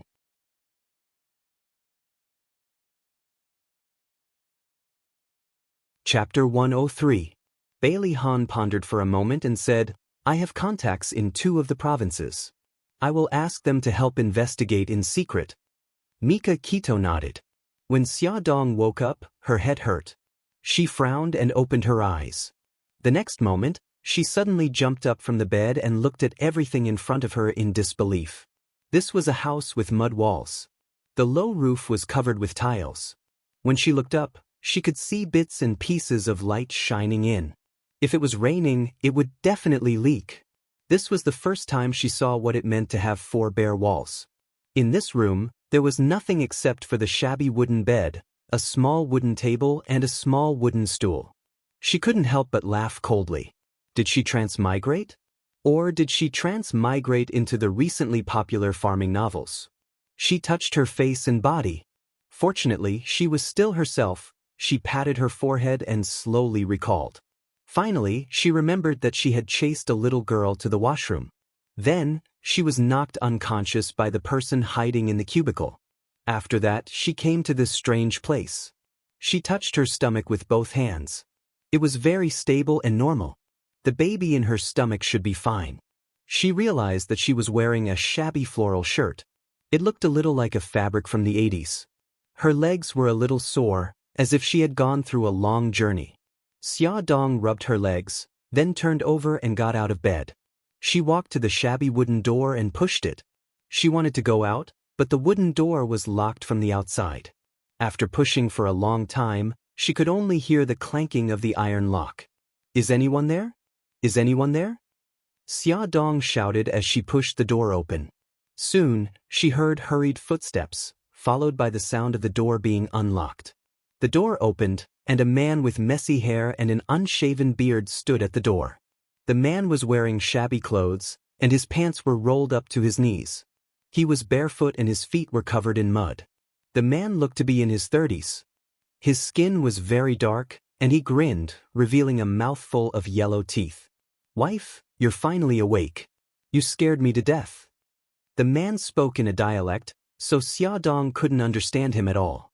She was stunned for a moment before she smiled and said, "Brother, I don't understand what you're saying. Do you speak Mandarin?" The man chuckled even more happily. Slapping his thigh with his large hand, he turned sideways and happily shouted in a certain direction, "Mother, my wife is awake. The slave didn't lie to me. My wife is really from the city." Before Xiaodong could figure out what he was so happy about, an old woman in her 70s or 80s walked over shakily with a walking stick. She squinted her old eyes and sized up Xiaodong from head to toe. She kept nodding her head. "This girl is very pretty. Big breasts and a big butt. She can give birth to a son." Xiaodong was flustered by the old woman's gaze. She smiled awkwardly and said, "Grandma, do you understand what I'm saying?" The old woman stretched her ears to listen to her. Xiaodong saw that the old woman was listening so seriously and thought that she understood what she meant. She looked at her expectantly. "Grandma, may I ask where this place is?" The old woman listened for a while before she suddenly laughed out loud. She patted the man standing next to her. "Fugue, this girl is speaking the city dialect. It's so nice." "Yes, mother. This wife is worth it. I didn't sell those 2 big white pigs for nothing." "Isn't that so? Fugue, you and your wife will consummate the marriage tonight. Mother wants to hold a big fat grandson so badly." The old woman smiled as she stared at Xiaodong. She mumbled something that Xiaodong couldn't understand.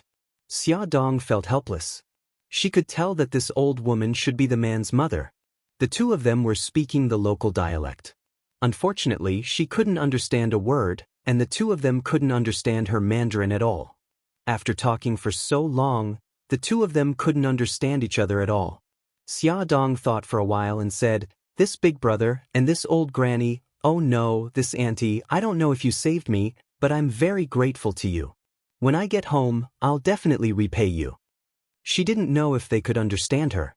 After saying this, Xiaodong bowed to the two of them to express her gratitude and was about to leave. But she had just taken a few steps and hadn't even walked out of the room when she was stopped by the man called Fugue.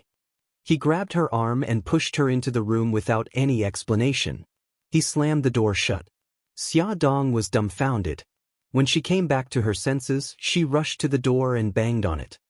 open the door and let me out." She shouted loudly for more than 10 minutes, but no one paid any attention to her. She finally understood that even if she shouted until her voice was hoarse, they wouldn't let her leave. She didn't know if they were in cahoots with the kidnappers or why they had locked her up here. She only knew that she had to leave this place and go home. She sized up the dilapidated house and thought of a way to escape. The roof was about 3 meters high. Even if she stood on the bed, she wouldn't be able to reach the roof. There were no ropes in the room either. It was almost impossible to escape through the roof. There were no windows in the room. The only exit was that door. She sat by the bed and thought of an escape strategy. She didn't know how long had passed. Suddenly, the sound of the iron lock being unlocked was heard. The door was pushed open slightly and a bowl of noodles was passed through the gap. Then the door was tightly shut. His stomach began to growl. Xiaodong rubbed her stomach helplessly. She walked over and picked up the bowl of noodles. There were no side dishes. The noodles were cooked very mushy and stuck together. She lost her appetite just by looking at it. But for the sake of the child in her stomach, she had to eat it. Xiaodong frowned. She finished the noodles in small bites and put the bowl back at the door. After a while, she heard the sound of the iron lock being unlocked. The door was opened slightly again. A hand reached in and took away the bowl and chopsticks. She guessed that there was someone watching her outside the door. After a few minutes, she knocked on the door. "Open the door. I want to go to the toilet. Open the door." After calling for a long time, no one paid attention to her. She held her stomach and cried out in pain. "Ouch, open the door. I can't take it anymore." Xiaodong's guess was right. There was someone watching her outside the door. Fu Gui peeked through the gap and said to the old lady who was weeding in the vegetable garden, Mother, my wife is holding her stomach and screaming so loudly. Will something happen? The old lady rolled her eyes and shouted, What can happen? She must want to go to the toilet. Bring the pail of urine in. Okay. Fugure ran to the toilet in a panic and ran back with a wooden pail. He peeked through the gap in the door and saw Xiaodong squatting on the ground, moaning in pain. He opened the door with the key and brought the wooden pail in. Wife, this pail of urine is for you. If you want to go to the toilet, you can do it in here. Fugure put the wooden pail in a corner and walked over to help Xiaodong. She stood up with the help of his arm. Seeing that she was fine, he grinned and scratched his head. Wife, go to the toilet first. I'm going out. Although she didn't understand what he was saying, she still nodded. Fugure was so happy that he laughed twice and turned to go out. Xiaodong's eyes flashed. Now was the time. She quickly raised her right hand and struck at the back of his head. Fugure screamed and fainted with a bang. Xiaodong was not in a hurry to escape. She walked to the door and carefully poked her head out to check. She found that it was a simple and crude small courtyard. In front of the house was a vegetable field. The old lady she saw earlier was bending over to weed in the field. Other than Fugure, who was lying in the room, there was no one else. She relaxed and ran out of the courtyard when the old lady wasn't paying attention. After leaving the courtyard, she found that she was in a very remote village. There were dilapidated mud walls and tiled houses everywhere. Weeds grew on both sides of the path.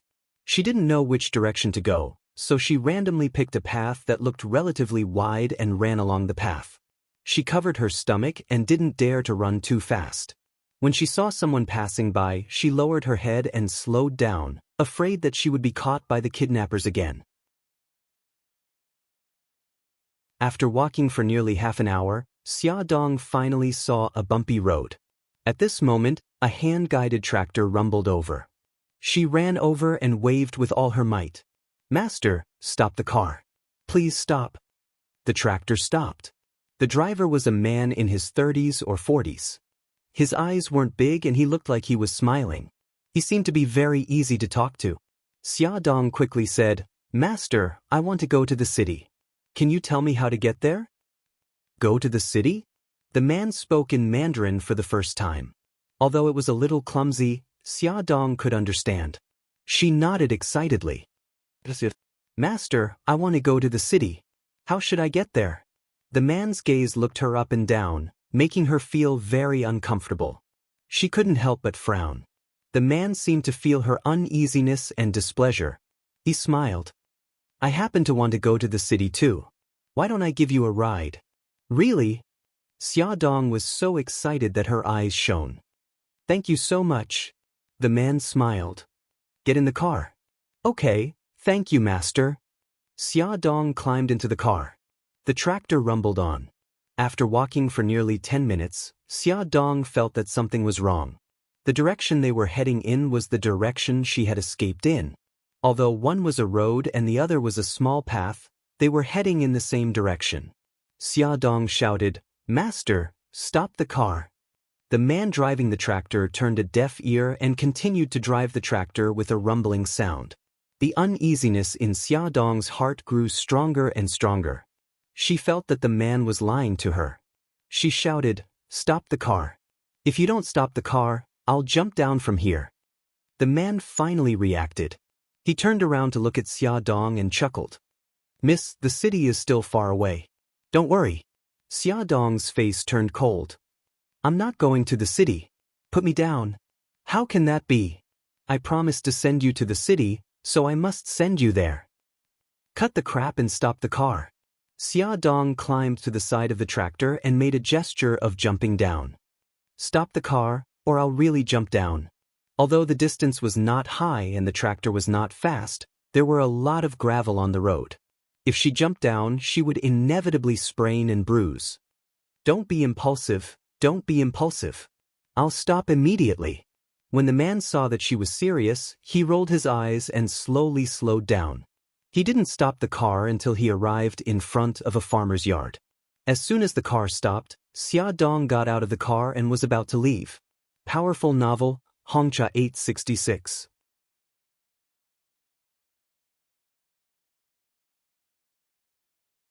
Chapter 104. The man jumped down from the tractor and quickly ran up to grab her wrist. He shouted in dialect, "Kong Lao, come out quickly." The wife that Wang Fugue bought ran away. "Come out quickly and catch her." "Let go of me." Xia Dong grabbed the man's wrist and threw him over her shoulder. Xia Dong held her stomach and started to run. Before she could run 2 steps, she heard the courtyard door open. She turned her head and saw a group of people running out with ropes and sticks. They were chasing after her. She gritted her teeth and increased her speed. If it was any other time, she would definitely be able to shake off this group of people with her speed. However, she was pregnant now and did not dare to run too fast. After running for a few hundred meters, she was surrounded by the group of people. "Why are you running? No matter how fast you run, you can't run out of our village. Let me tell you, you can forget about going out for the rest of your life. Just obediently live with Wang Fugue." The man who drove the tractor followed her and surrounded her. He held his sore cheek and said in broken Mandarin, "What do you mean? Who is Wang Fugue? Why should I live with him?" Xia Dong asked as she quietly looked around. There were a total of 3 men and 2 women surrounding her. They were all holding ropes and sticks in their hands. It seemed that if she resisted, they would hit her head with the sticks. "Wang Fugue, the man who bought you. You are now his wife." Xia Dong's body stiffened. "You mean I was kidnapped? My sister-in-law and I were also abducted by human traffickers. The men here couldn't get a wife, so they finally bought one. They treat their wives well. Don't worry, Wang Fugue is famous in the village for being an honest man. He will definitely treat you well." Xia Dong's mind was buzzing. She did not hear what the woman said. When she came back to her senses, her hands were already tied. The tall woman was still comforting her. "Sister, don't be sad. At first, I couldn't accept it and ran away a few times. My second brother never hit me once and even begged me to live with him. In the end, my heart died and I gave birth to a fat boy for him. Look, we are living well now." Xia Dong shook her head. "No, big sister, listen to me. I can't stay here. I still have family in a city," and, before she could say the word, "child," she was interrupted by the woman. "Who doesn't have family? We all have family members who were kidnapped and sold here, but aren't husbands and children family members? When you think it through, Wang Fugue will definitely take you home to see your family." Xia Dong lowered her voice and begged her, "Big sister, I beg you. Save me. I really can't stay here." "Hey, sister, don't blame me for being ruthless. I've been through it too. I understand your pain, but I can't help you. Most of the men in this village are single. It's not easy to buy a wife. If I really let you go, I'll become the enemy of the entire village. My husband will beat me to death." Xia Dong still wanted to say something, but the woman pushed her directly in front of Kong Lauer. "Lauer, you, Lauer, and Li Dezhu send this girl to Wang Fugue's house. I won't go. I'm afraid I'll be soft-hearted if she begs me." Li Dezhu was the man who drove the tractor. Xia Dong was pushed forward by 2 men by her arms. She did not give up and turned back to shout, big sister, I beg you, help me." The woman turned her back to her and silently returned to her courtyard. Looking at the familiar path under her feet and the familiar simple courtyard in front of her, Xia Dong almost lost all hope.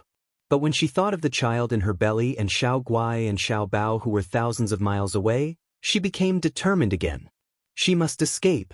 From the woman's words, she analyzed that the whole village accepted the abduction of women.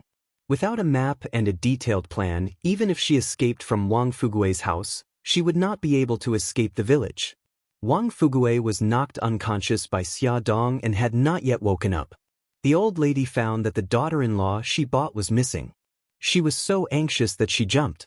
Just as she called a few neighbors to go out and look for her, her daughter-in-law was sent back and thanked her gratefully. "It's a blind date in the village.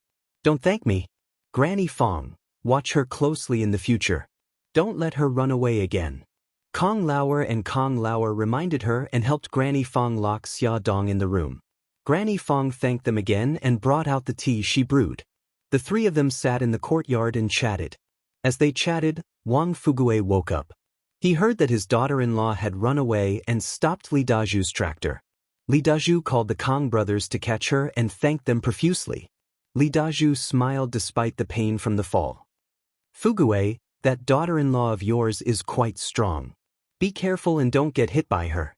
Look at my injury. It was caused by her. Kong Lauer sighed. Didn't the slave traders say that there was something wrong with her head? I think she must have fallen ill.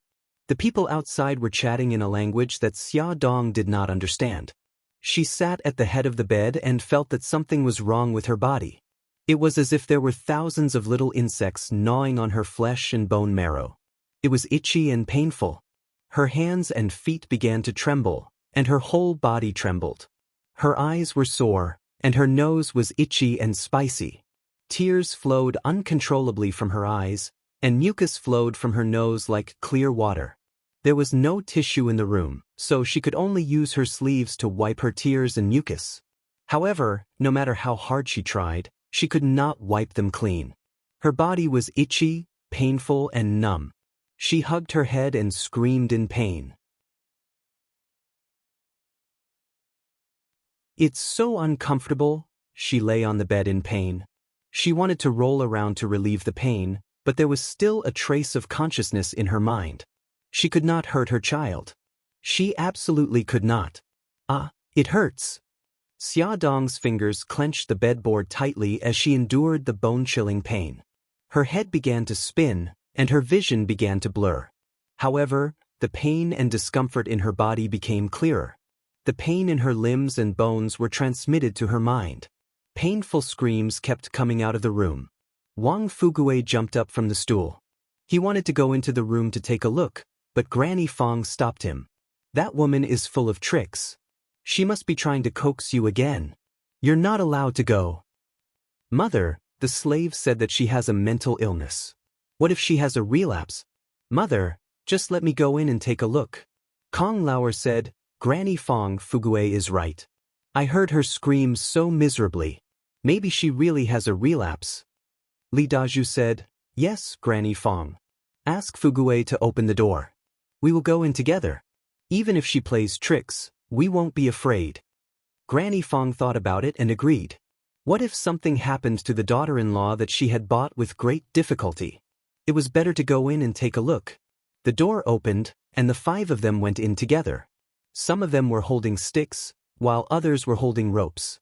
Xia Dong, who was lying on the bed, was in so much pain that she was sweating profusely.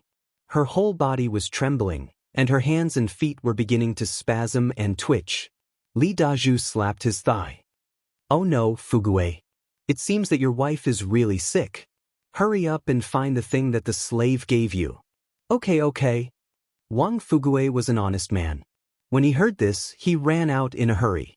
After a while, he came back with a small metal box. Hurry up, take the thing out. Wang Fugue opened the metal box. There were 10 small medicine bottles and 10 disposable syringes inside. He scratched his head anxiously. This thing, I don't know how to do it. Don't panic, I know how to use it. I used to give my mother an injection before. Kong Lauer squatted down and took a disposable syringe. He inserted it into the small medicine bottle and absorbed all the medicine in the bottle into the syringe. Then, he asked someone to lift Xia Dong's sleeve and slowly inject the medicine into her body. Xia Dong's body was so uncomfortable that it was about to explode. In a daze, she heard someone come in. Then she felt a sharp pain in her arm, and a cold liquid flowed into her body. Xia Dong felt her hearing and vision become blurry. Beautiful flowers bloomed in her mind. In the beautiful wilderness, she ran hand in hand with the children. The scene changed to her and Mika Kido sitting side by side on the beach in Hokkaido. His smile was so gentle and charming that she laughed along with him. She heard the sound of the tide crashing on the beach. After some time, the person sitting beside her turned into Bailey Han. Bailey Han looked at her coldly. He called her a liar. She felt terrible, so she squatted on the ground and sobbed. Suddenly, a pair of strong arms wrapped around her body. A gentle voice called her name, Xia Xia, Xia Xia. Wang Fugue and the others gathered around the bed. They saw that Xia Dong's face was abnormally red. She closed her eyes and laughed one moment and cried the next. Wang Fuguei said worriedly, "Why do I feel that she's even crazier after giving her the injection?" Li Dazhu patted him on the shoulder. Renyako said that this is the only medicine that can cure her madness. "Don't worry. Let's wait a little longer." After waiting for more than 10 minutes, Xia Dong finally calmed down. She didn't cry or laugh and fell into a deep sleep. Okay, everything's fine now." Wang Fuguei heaved a sigh of relief and thanked the three of them. 3 p.m. In the study, Mika Kito sat on the sofa. His handsome face was as cold as 1,000-year-old ice. He exuded a powerful aura that made the people around him shiver. Bailey Han, who was sitting opposite him, didn't look any better. He looked like the black-face god, full of murderous intent. Mika Kito stared at Jiang Dao maliciously. "What are you guys doing? It's been 36 hours and you still haven't found Xia's whereabouts." Jiang Dao bowed deeply. "I'm sorry for my incompetence. Please punish me, boss. We'll talk about the punishment later. The most important thing now is to find Xia."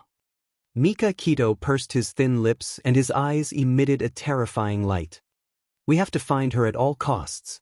Our brothers have split into 2 groups and are scattered in the 2 provinces. They've obtained the road surveillance cameras along the way and are analyzing and tracking the suspicious vehicles." At this moment, Bailey Han received a call. After ending the call, he said with a sullen face, "Good news. The Transportation Bureau of the 2 provinces I'm in charge of, one of them, Province S, has sent news. From 9 p.m. the day before yesterday to 5 a.m. yesterday, a total of more than 500 cars with City A license plates entered their province. They used the elimination method and finally locked onto these 2 cars as suspects. Attention, Song Shu 566.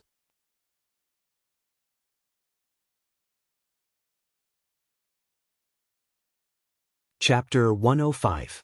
Bailey Han connected the photos he received on his phone to the computer.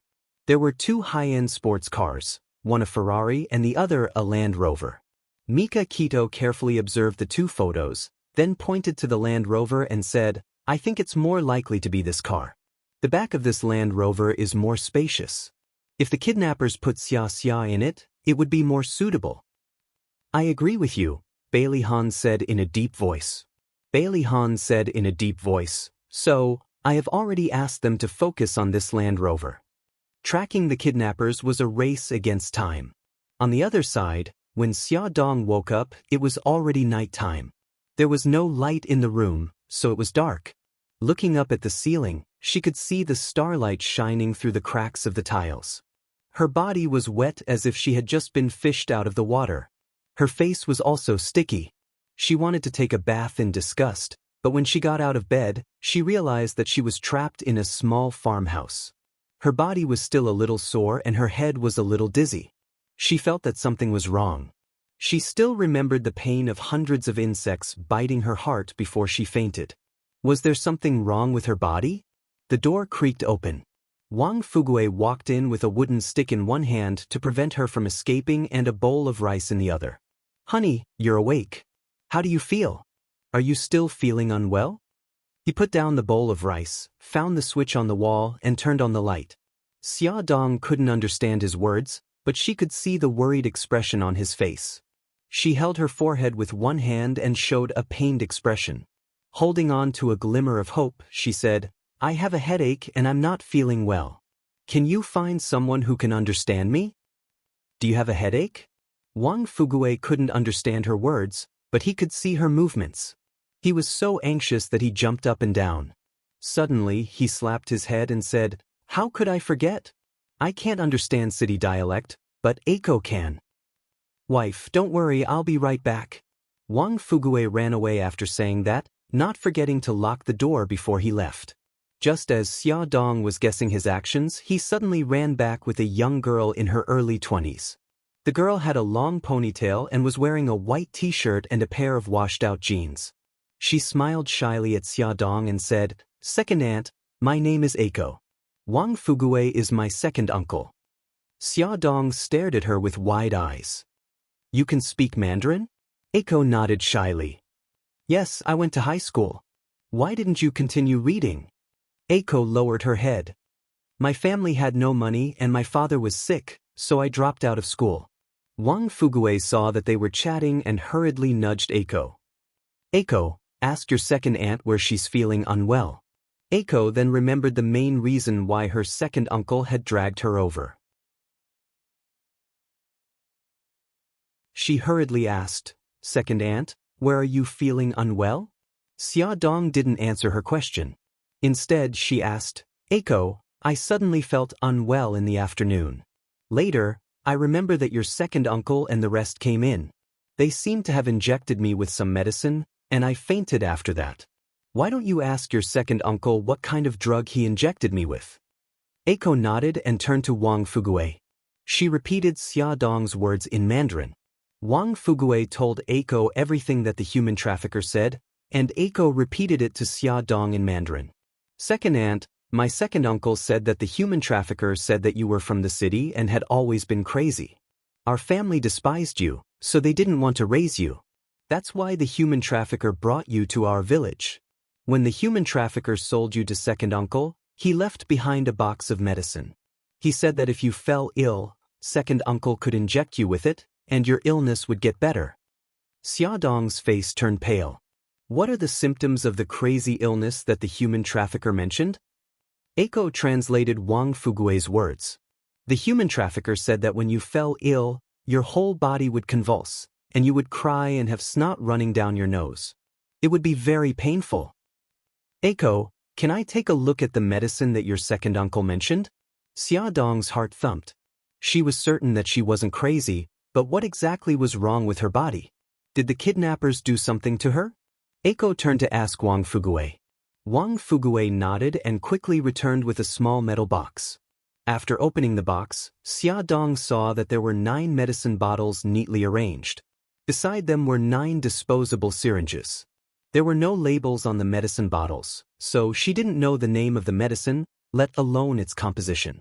Xia Dong had a bad feeling, but now wasn't the time to worry.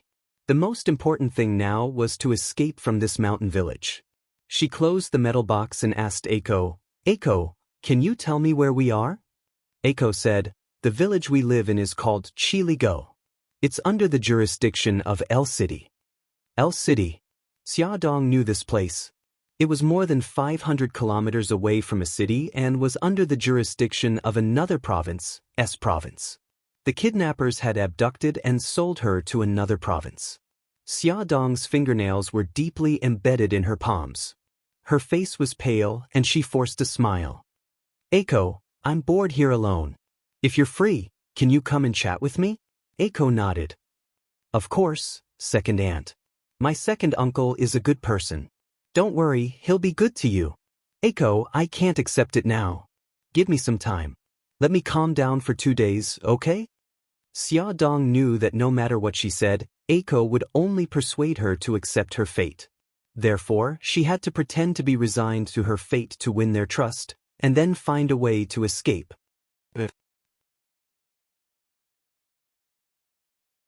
Eiko nodded and told Wang Fugue the situation in dialect.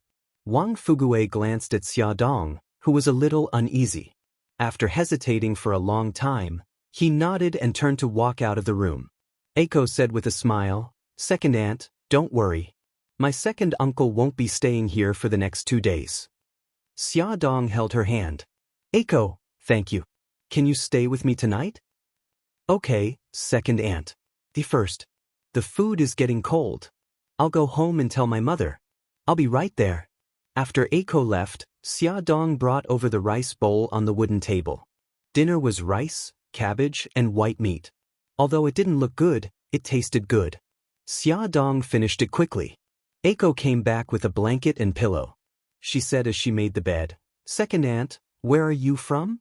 Xia Dong smiled. I'm from a city. Eiko, have you seen the trafficker who abducted me? Eiko shook her head apologetically. No, I just came back from outside today. At that time, my second uncle had already bought you. She suddenly realized that she had said something she shouldn't have said and hurriedly said, I'm sorry. I shouldn't have mentioned it again. Xia Dong smiled bitterly. It's okay. I've already accepted it. Eiko, you're not in the village right now? What are you doing outside? Eiko smiled shyly. I haven't even graduated from high school. What else can I do? I'm working in a restaurant in a city.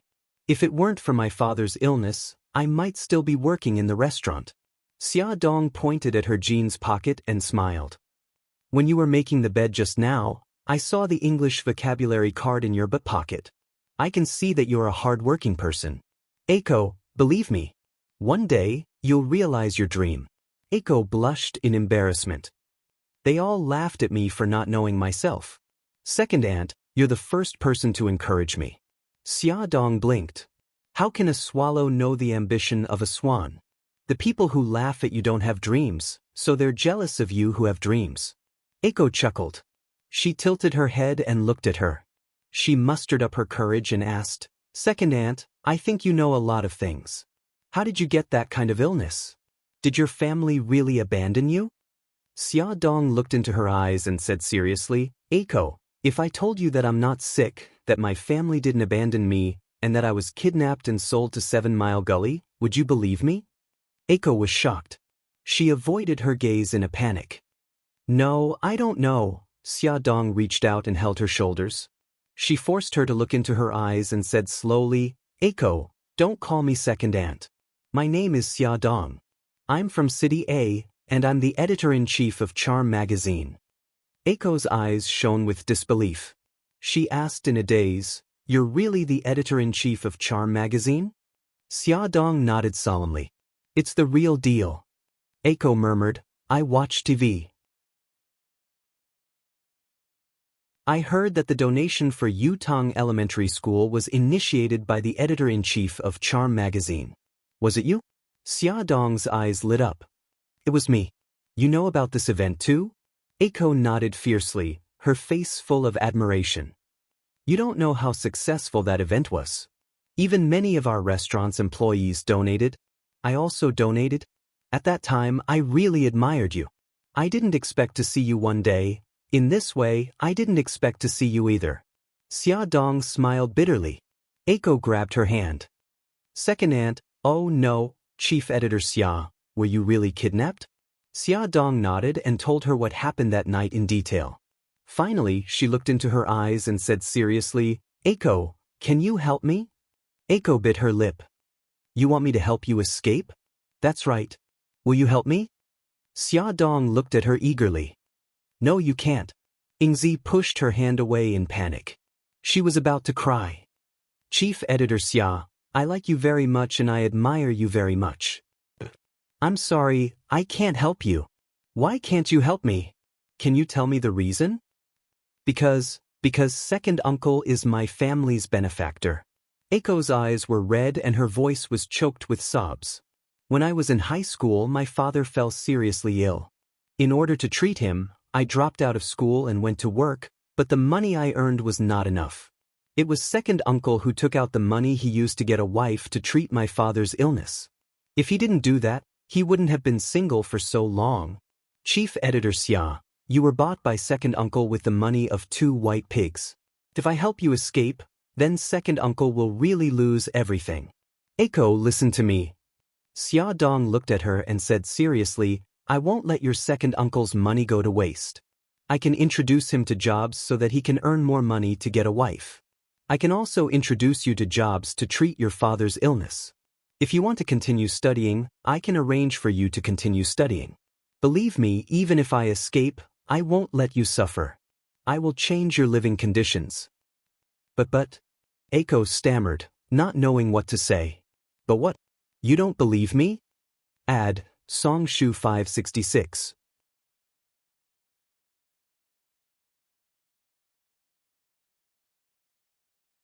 Chapter 106. No. If you're really Chief Editor Xia, I'll definitely believe you. Xia Dong rubbed her nose and smiled bitterly. You're right. I don't have anything to prove my identity, so it's only right that you don't believe me. Eiko, tell me. If what I said is true, are you willing to help me? Eiko bit her lip and hesitated. Xia Dong's offer was very tempting. Xia Dong wasn't in a hurry to get an answer. She patted the back of her hand and said, "Think about it first. Tell me your answer tomorrow." Eiko nodded. Xiaodong smiled and changed the topic. She talked about many interesting things that happened when she was in university and her struggles in Japan. In the end, she looked at Eiko and said meaningfully, "Eiko, a person's fate is in their own hands. What you lack is an opportunity." Eiko understood what she meant. Her originally heavy heart became heavier. She was in a dilemma and was in a dilemma. The next day, when Xiaodong woke up, Eiko had already left. She sighed. Was it still not possible? Eiko didn't want to agree? It seemed that she had to continue working hard. There were no toiletries in the room. Xiaodong felt that she was going to die of filth. The door suddenly opened. Eiko walked in with a smile on her face. She carried a basin, towel, soap, toothpaste, toothbrush, and other items. "Chief Editor Xia, I got some water for you. I bought the toothbrush and towel at the village entrance." Xiaodong smiled brightly. "Thank you." After washing up, Wang Fugue brought breakfast. It was steamed buns and porridge.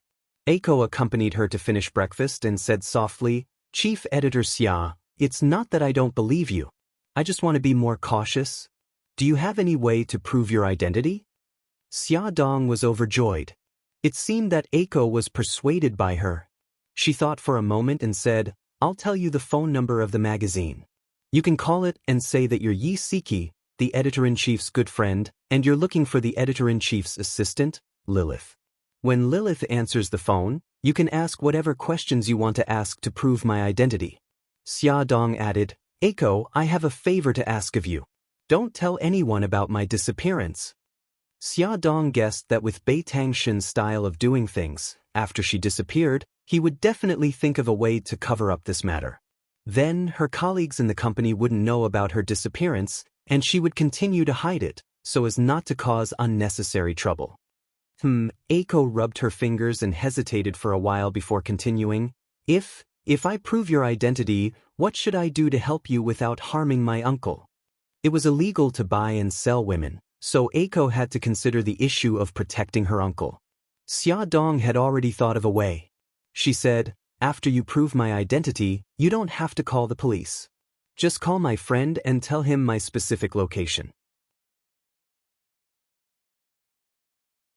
Ask him to come and find me alone. Also, help me pass a message to him. Just say, Xia Xia is fine. Don't worry. Xia Xia misses the babies and brother Shin.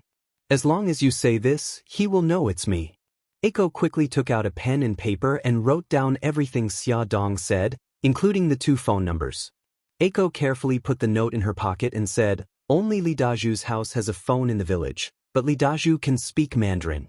If we don't want him to find out about us, we have to go to town. Chief Editor Xia, I'll go to town in a while and will probably be back in the evening. Don't worry, I've already talked to my uncle. He won't come and disturb you. Eiko, be careful. Don't let anyone find out about us." Xiaodong knew that the people in this village liked to help each other. If one person found out about their plan, the whole village would soon find out, and their plan would fail. Xiaodong had nothing to do. Lying on the bed, she touched her flat stomach and waited for Eiko to come back. On the other side, Bai Tangshin and Bai Lihan had just received news from S Province that the Land Rover was very suspicious. There was once a witness who saw 2 people carrying a big black bag into the car. However, the Transportation Bureau's tracking of the Land Rover was also cut off because the Land Rover had been abandoned on the road out of S Province's provincial capital.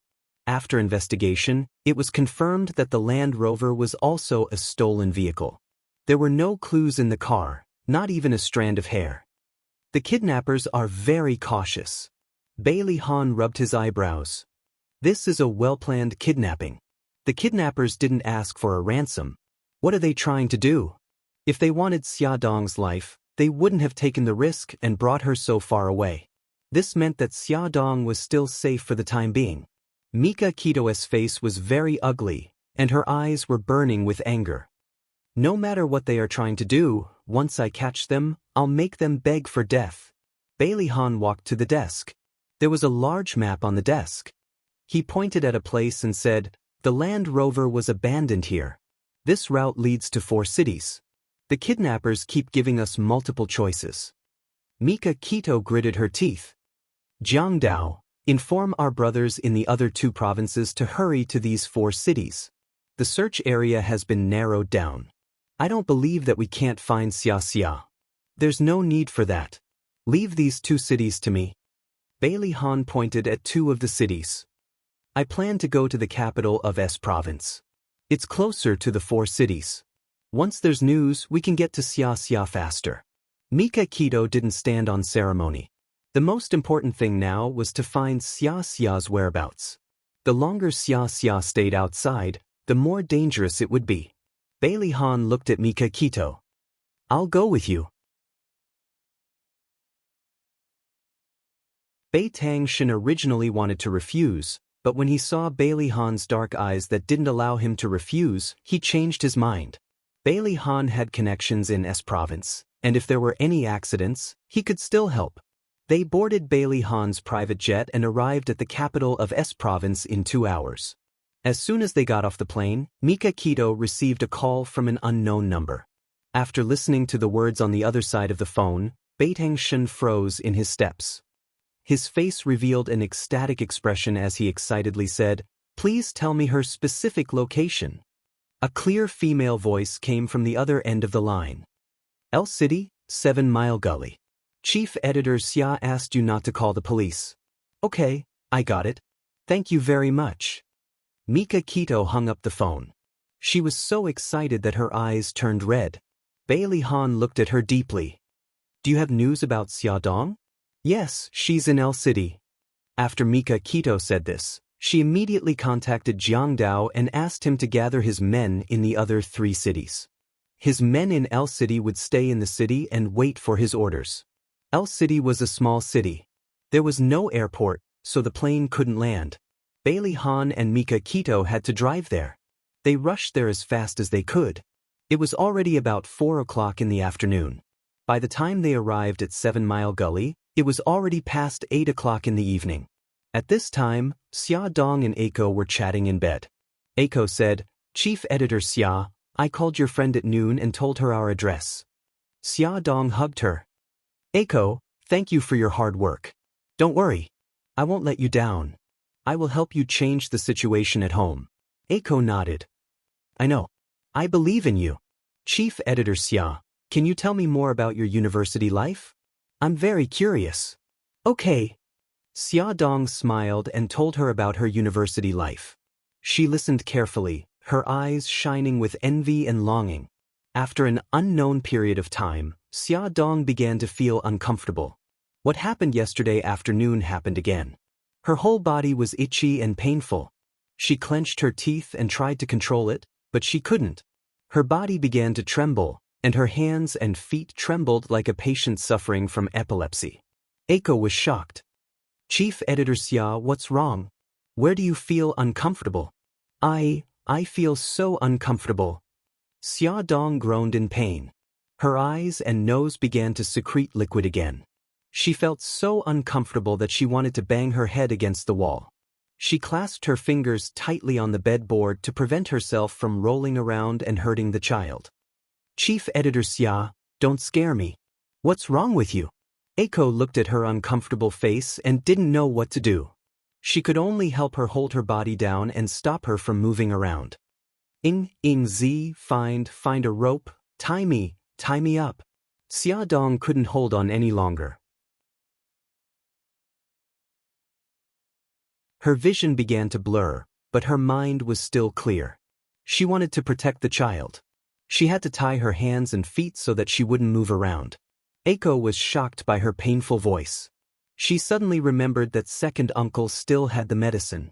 She quickly said, Don't worry, Chief Editor Xia. I'll go find my second uncle right away. No, don't give me the injection. Xia Dong was anxious and in pain. Her illness came in a strange way, and the injection was even stranger. She couldn't give the injection before she was sure that the injection wouldn't harm the child. Eiko was so anxious that she cried. Chief Editor Xia, don't force yourself. You're so pale now. Wait a minute, I'll call my second uncle right away. No, don't. Xia Dong reached out and wanted to pull her, but she broke free of her hand. She ran to the door and knocked hard on it. Second uncle, open the door. Second aunt is sick. Second uncle. Second uncle. Wang Fugue heard Eiko's cries. He didn't even have time to put on his clothes. He ran over half naked with a small metal box in his hand. He opened the door with a bang and found that Xia Dong was in so much pain that her face was pale. He was shocked at first, but then he quickly opened the small metal box and scratched his head anxiously. Eiko, second uncle doesn't know how to do it. I'll do it. Eiko gritted her teeth. She had never injected anyone before, but she had seen the nurse do it for her father. She took the syringe and sucked the medicine into the syringe. She squeezed out the air inside and walked in front of Xia Dong. She lifted her arm and wanted to inject her. Xia Dong shook her head in pain. No, don't, Eiko gritted her teeth. Chief Editor Xia, don't be afraid. It'll be over soon. She lifted her arm and slowly pressed the syringe down. The liquid inside was slowly injected into Xia Dong's body. She gradually calmed down. Eiko let out a long sigh of relief. Just as her heart returned to her stomach, Xia Dong suddenly started laughing. She closed her eyes and had a happy expression on her face. She laughed very loudly and shouted, "Fly, fly, Chief Editor Xia, what's wrong? Are you okay?" Eiko quickly put down the syringe and went forward to shake her arm. At this moment, the sound of hurried footsteps was heard. In the next second, the door was kicked open. Two tall men strode in, followed by several men in black suits. Ad, Hongcha 866.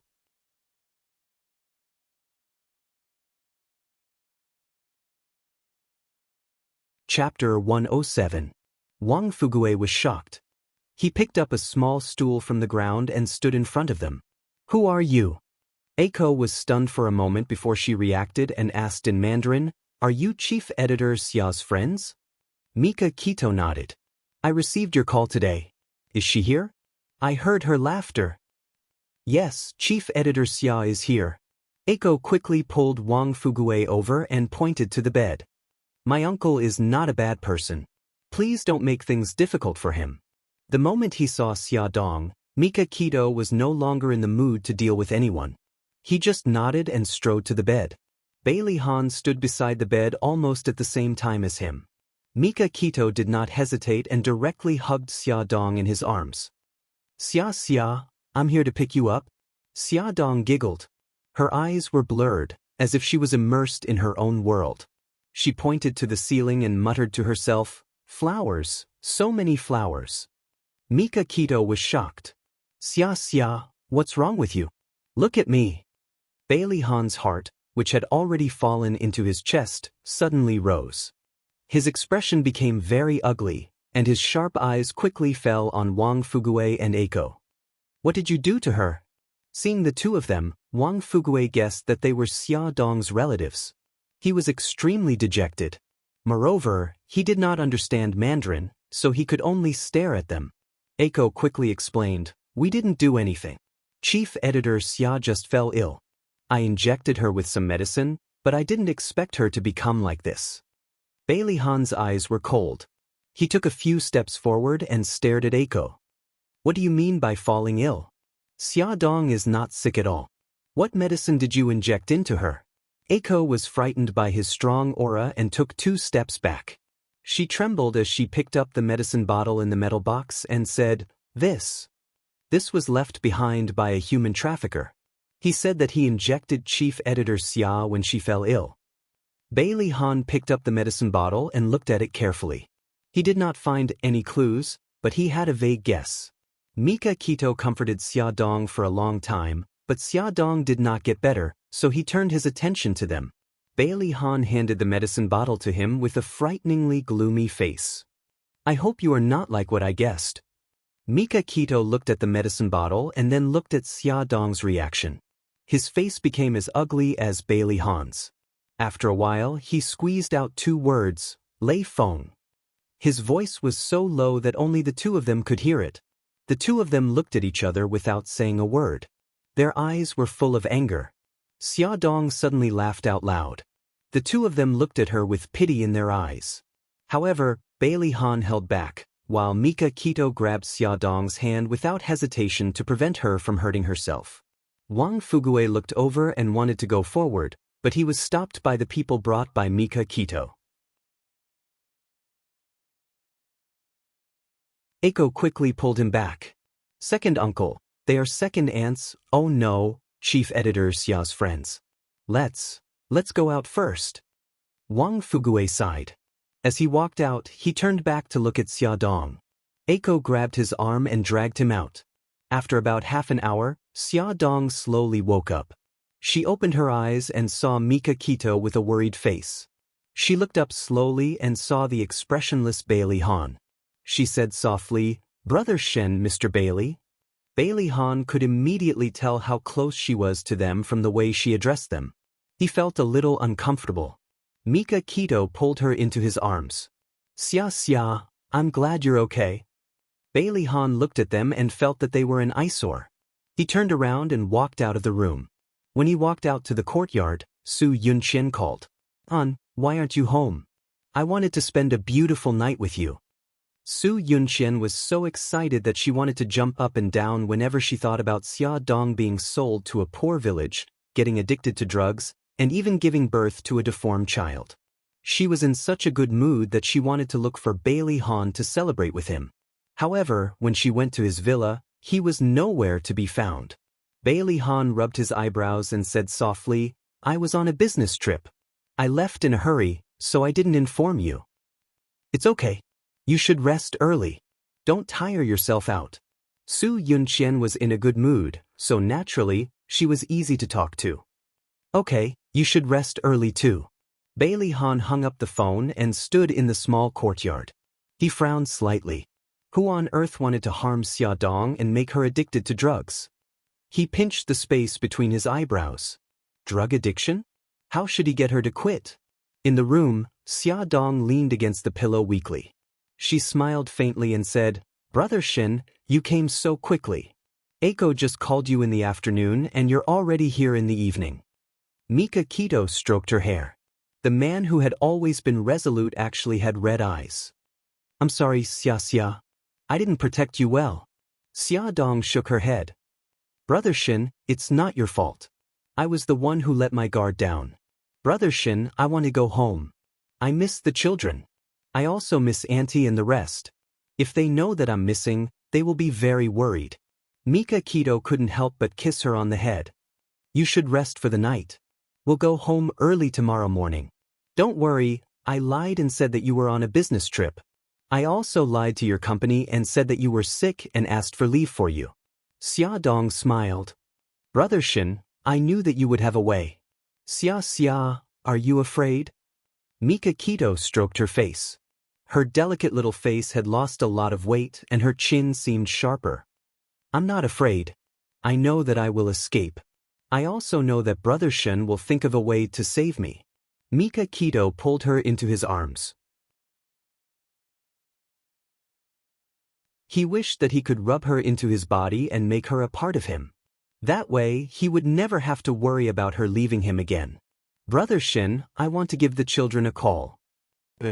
Mika Kito placed his phone in her hand. The call went through immediately. It was Xiao Bao's anxious voice. "Uncle Shin, is there any news about Mommy?" Xia Dong couldn't help but laugh. Bao, it's Mommy. It's so good to hear your voice." Xiao Bao burst into tears. This was the first time that Xia Dong had heard him cry so sadly. Her heart ached for him. She comforted him gently for a long time before he finally stopped crying.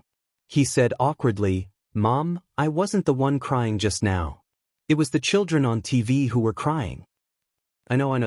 "The men in our family won't cry." Xia Dong was very considerate of him. Xiao Bao smiled through his tears. "Mom, when are you coming back?" "I'll be back tomorrow. Take good care of Gigai, okay?" "But Mom, come back quickly. Gigai and I still need you to help us arrange the program." "Okay, Mommy knows. It's getting late. Go to bed quickly. If you don't wake up tomorrow morning, Auntie Nanny will spank your little butt." "Wow, I've never slept in." "Mom, you're the one who sleeps in bed every day." "Little brat, Don't expose me in front of your Uncle Shen. Uncle Shen won't care. Anyway, Uncle Shen has seen your ugly face. The mother and son bickered for a while more before Xia Dong reluctantly hung up the phone and handed it to Mika Kito. Mika Kito smiled and said gently, Bao Bao is right. I've seen your ugly face, but I don't mind at all. Xia Dong rolled her eyes. Brother Shin, if you continue to embarrass me, I'll find a hole to hide in. Mika Kito patted her head. I won't embarrass you anymore. Otherwise, I'll have to trouble myself to find you. They chatted in the room while Bailey Han went to negotiate with Wang Fugue. Although Wang Fugue was very sad, with Eiko's persuasion, he was able to accept it. Her family had already found her, so what else could he do? He could only agree to let them take her away. After the negotiation, Bailey Han gave Wang Fugue a sum of money. This sum of money was enough for him to buy a few wives. Wang Fugue looked at the money in shock. He trembled for a long time before spitting out a few words. I can't take this money. I only want the money that belongs to me. After listening to Ingzi's translation, Bailey Han's eyes quickly flashed with a touch of appreciation. He said, Okay, I'll give you the money that belongs to you and give you a job. His construction company lacked such honest and upright employees. Eiko excitedly repeated his words to Wang Fugue in dialect. Wang Fugue was stunned for a moment before he bowed deeply. Bailey Han turned his gaze to Eiko. You're Eiko? Eiko nodded fiercely. Bailey Han asked, Have you ever been to school? Eiko blushed. Yes, I have. I haven't graduated from high school yet. Do you want to go to college? Eiko said in surprise. Can I really? Bailey Han handed her a business card. When you arrive in City A, you can come to me. I'll arrange it for you. However, you have to study in the second year of high school first and take the college entrance examination with your ability. During your study, all expenses will be paid by me. The condition is that after you graduate, you have to work for me in my company. Is there a problem? Eiko was so excited that tears came out of her eyes. No problem, no problem. Thank you, Mr. Bailey. Bailey Han's face was expressionless. You don't have to thank me. I'm just making a long-term investment. I hope you won't let me down. Mr. Bailey, I will work hard and won't let you down. Eiko was full of excitement.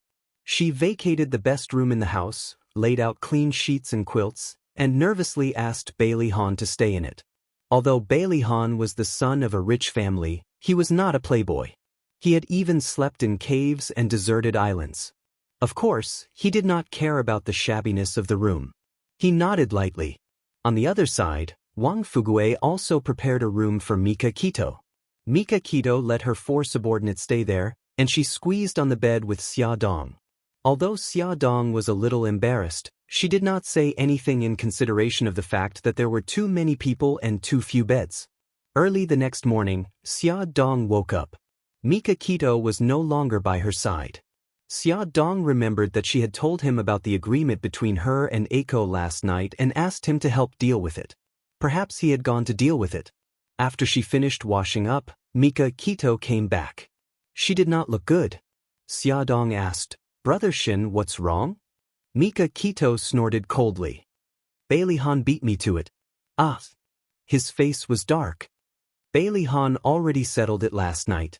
He arranged a job for Wang Fugue and said that he would sponsor Eiko's school fees. At this point, he suddenly raised his eyebrows. However, Bailey Han did not know that Eiko's father was sick, so I agreed to treat Eiko's father. His expression was like that of a child who had snatched a piece of candy. Xia Dong could not help but laugh out loud. Beauty novel, Xinwu 799. You're tuning in to the Passion Pages YouTube channel. We're so grateful for your support, and don't forget to subscribe to join us on this incredible journey through captivating stories. Your generosity through donations truly makes a world of difference, as it's the primary source of revenue that allows me to expand and enhance this channel for you. Thank you from the bottom of my heart for being a part of this adventure.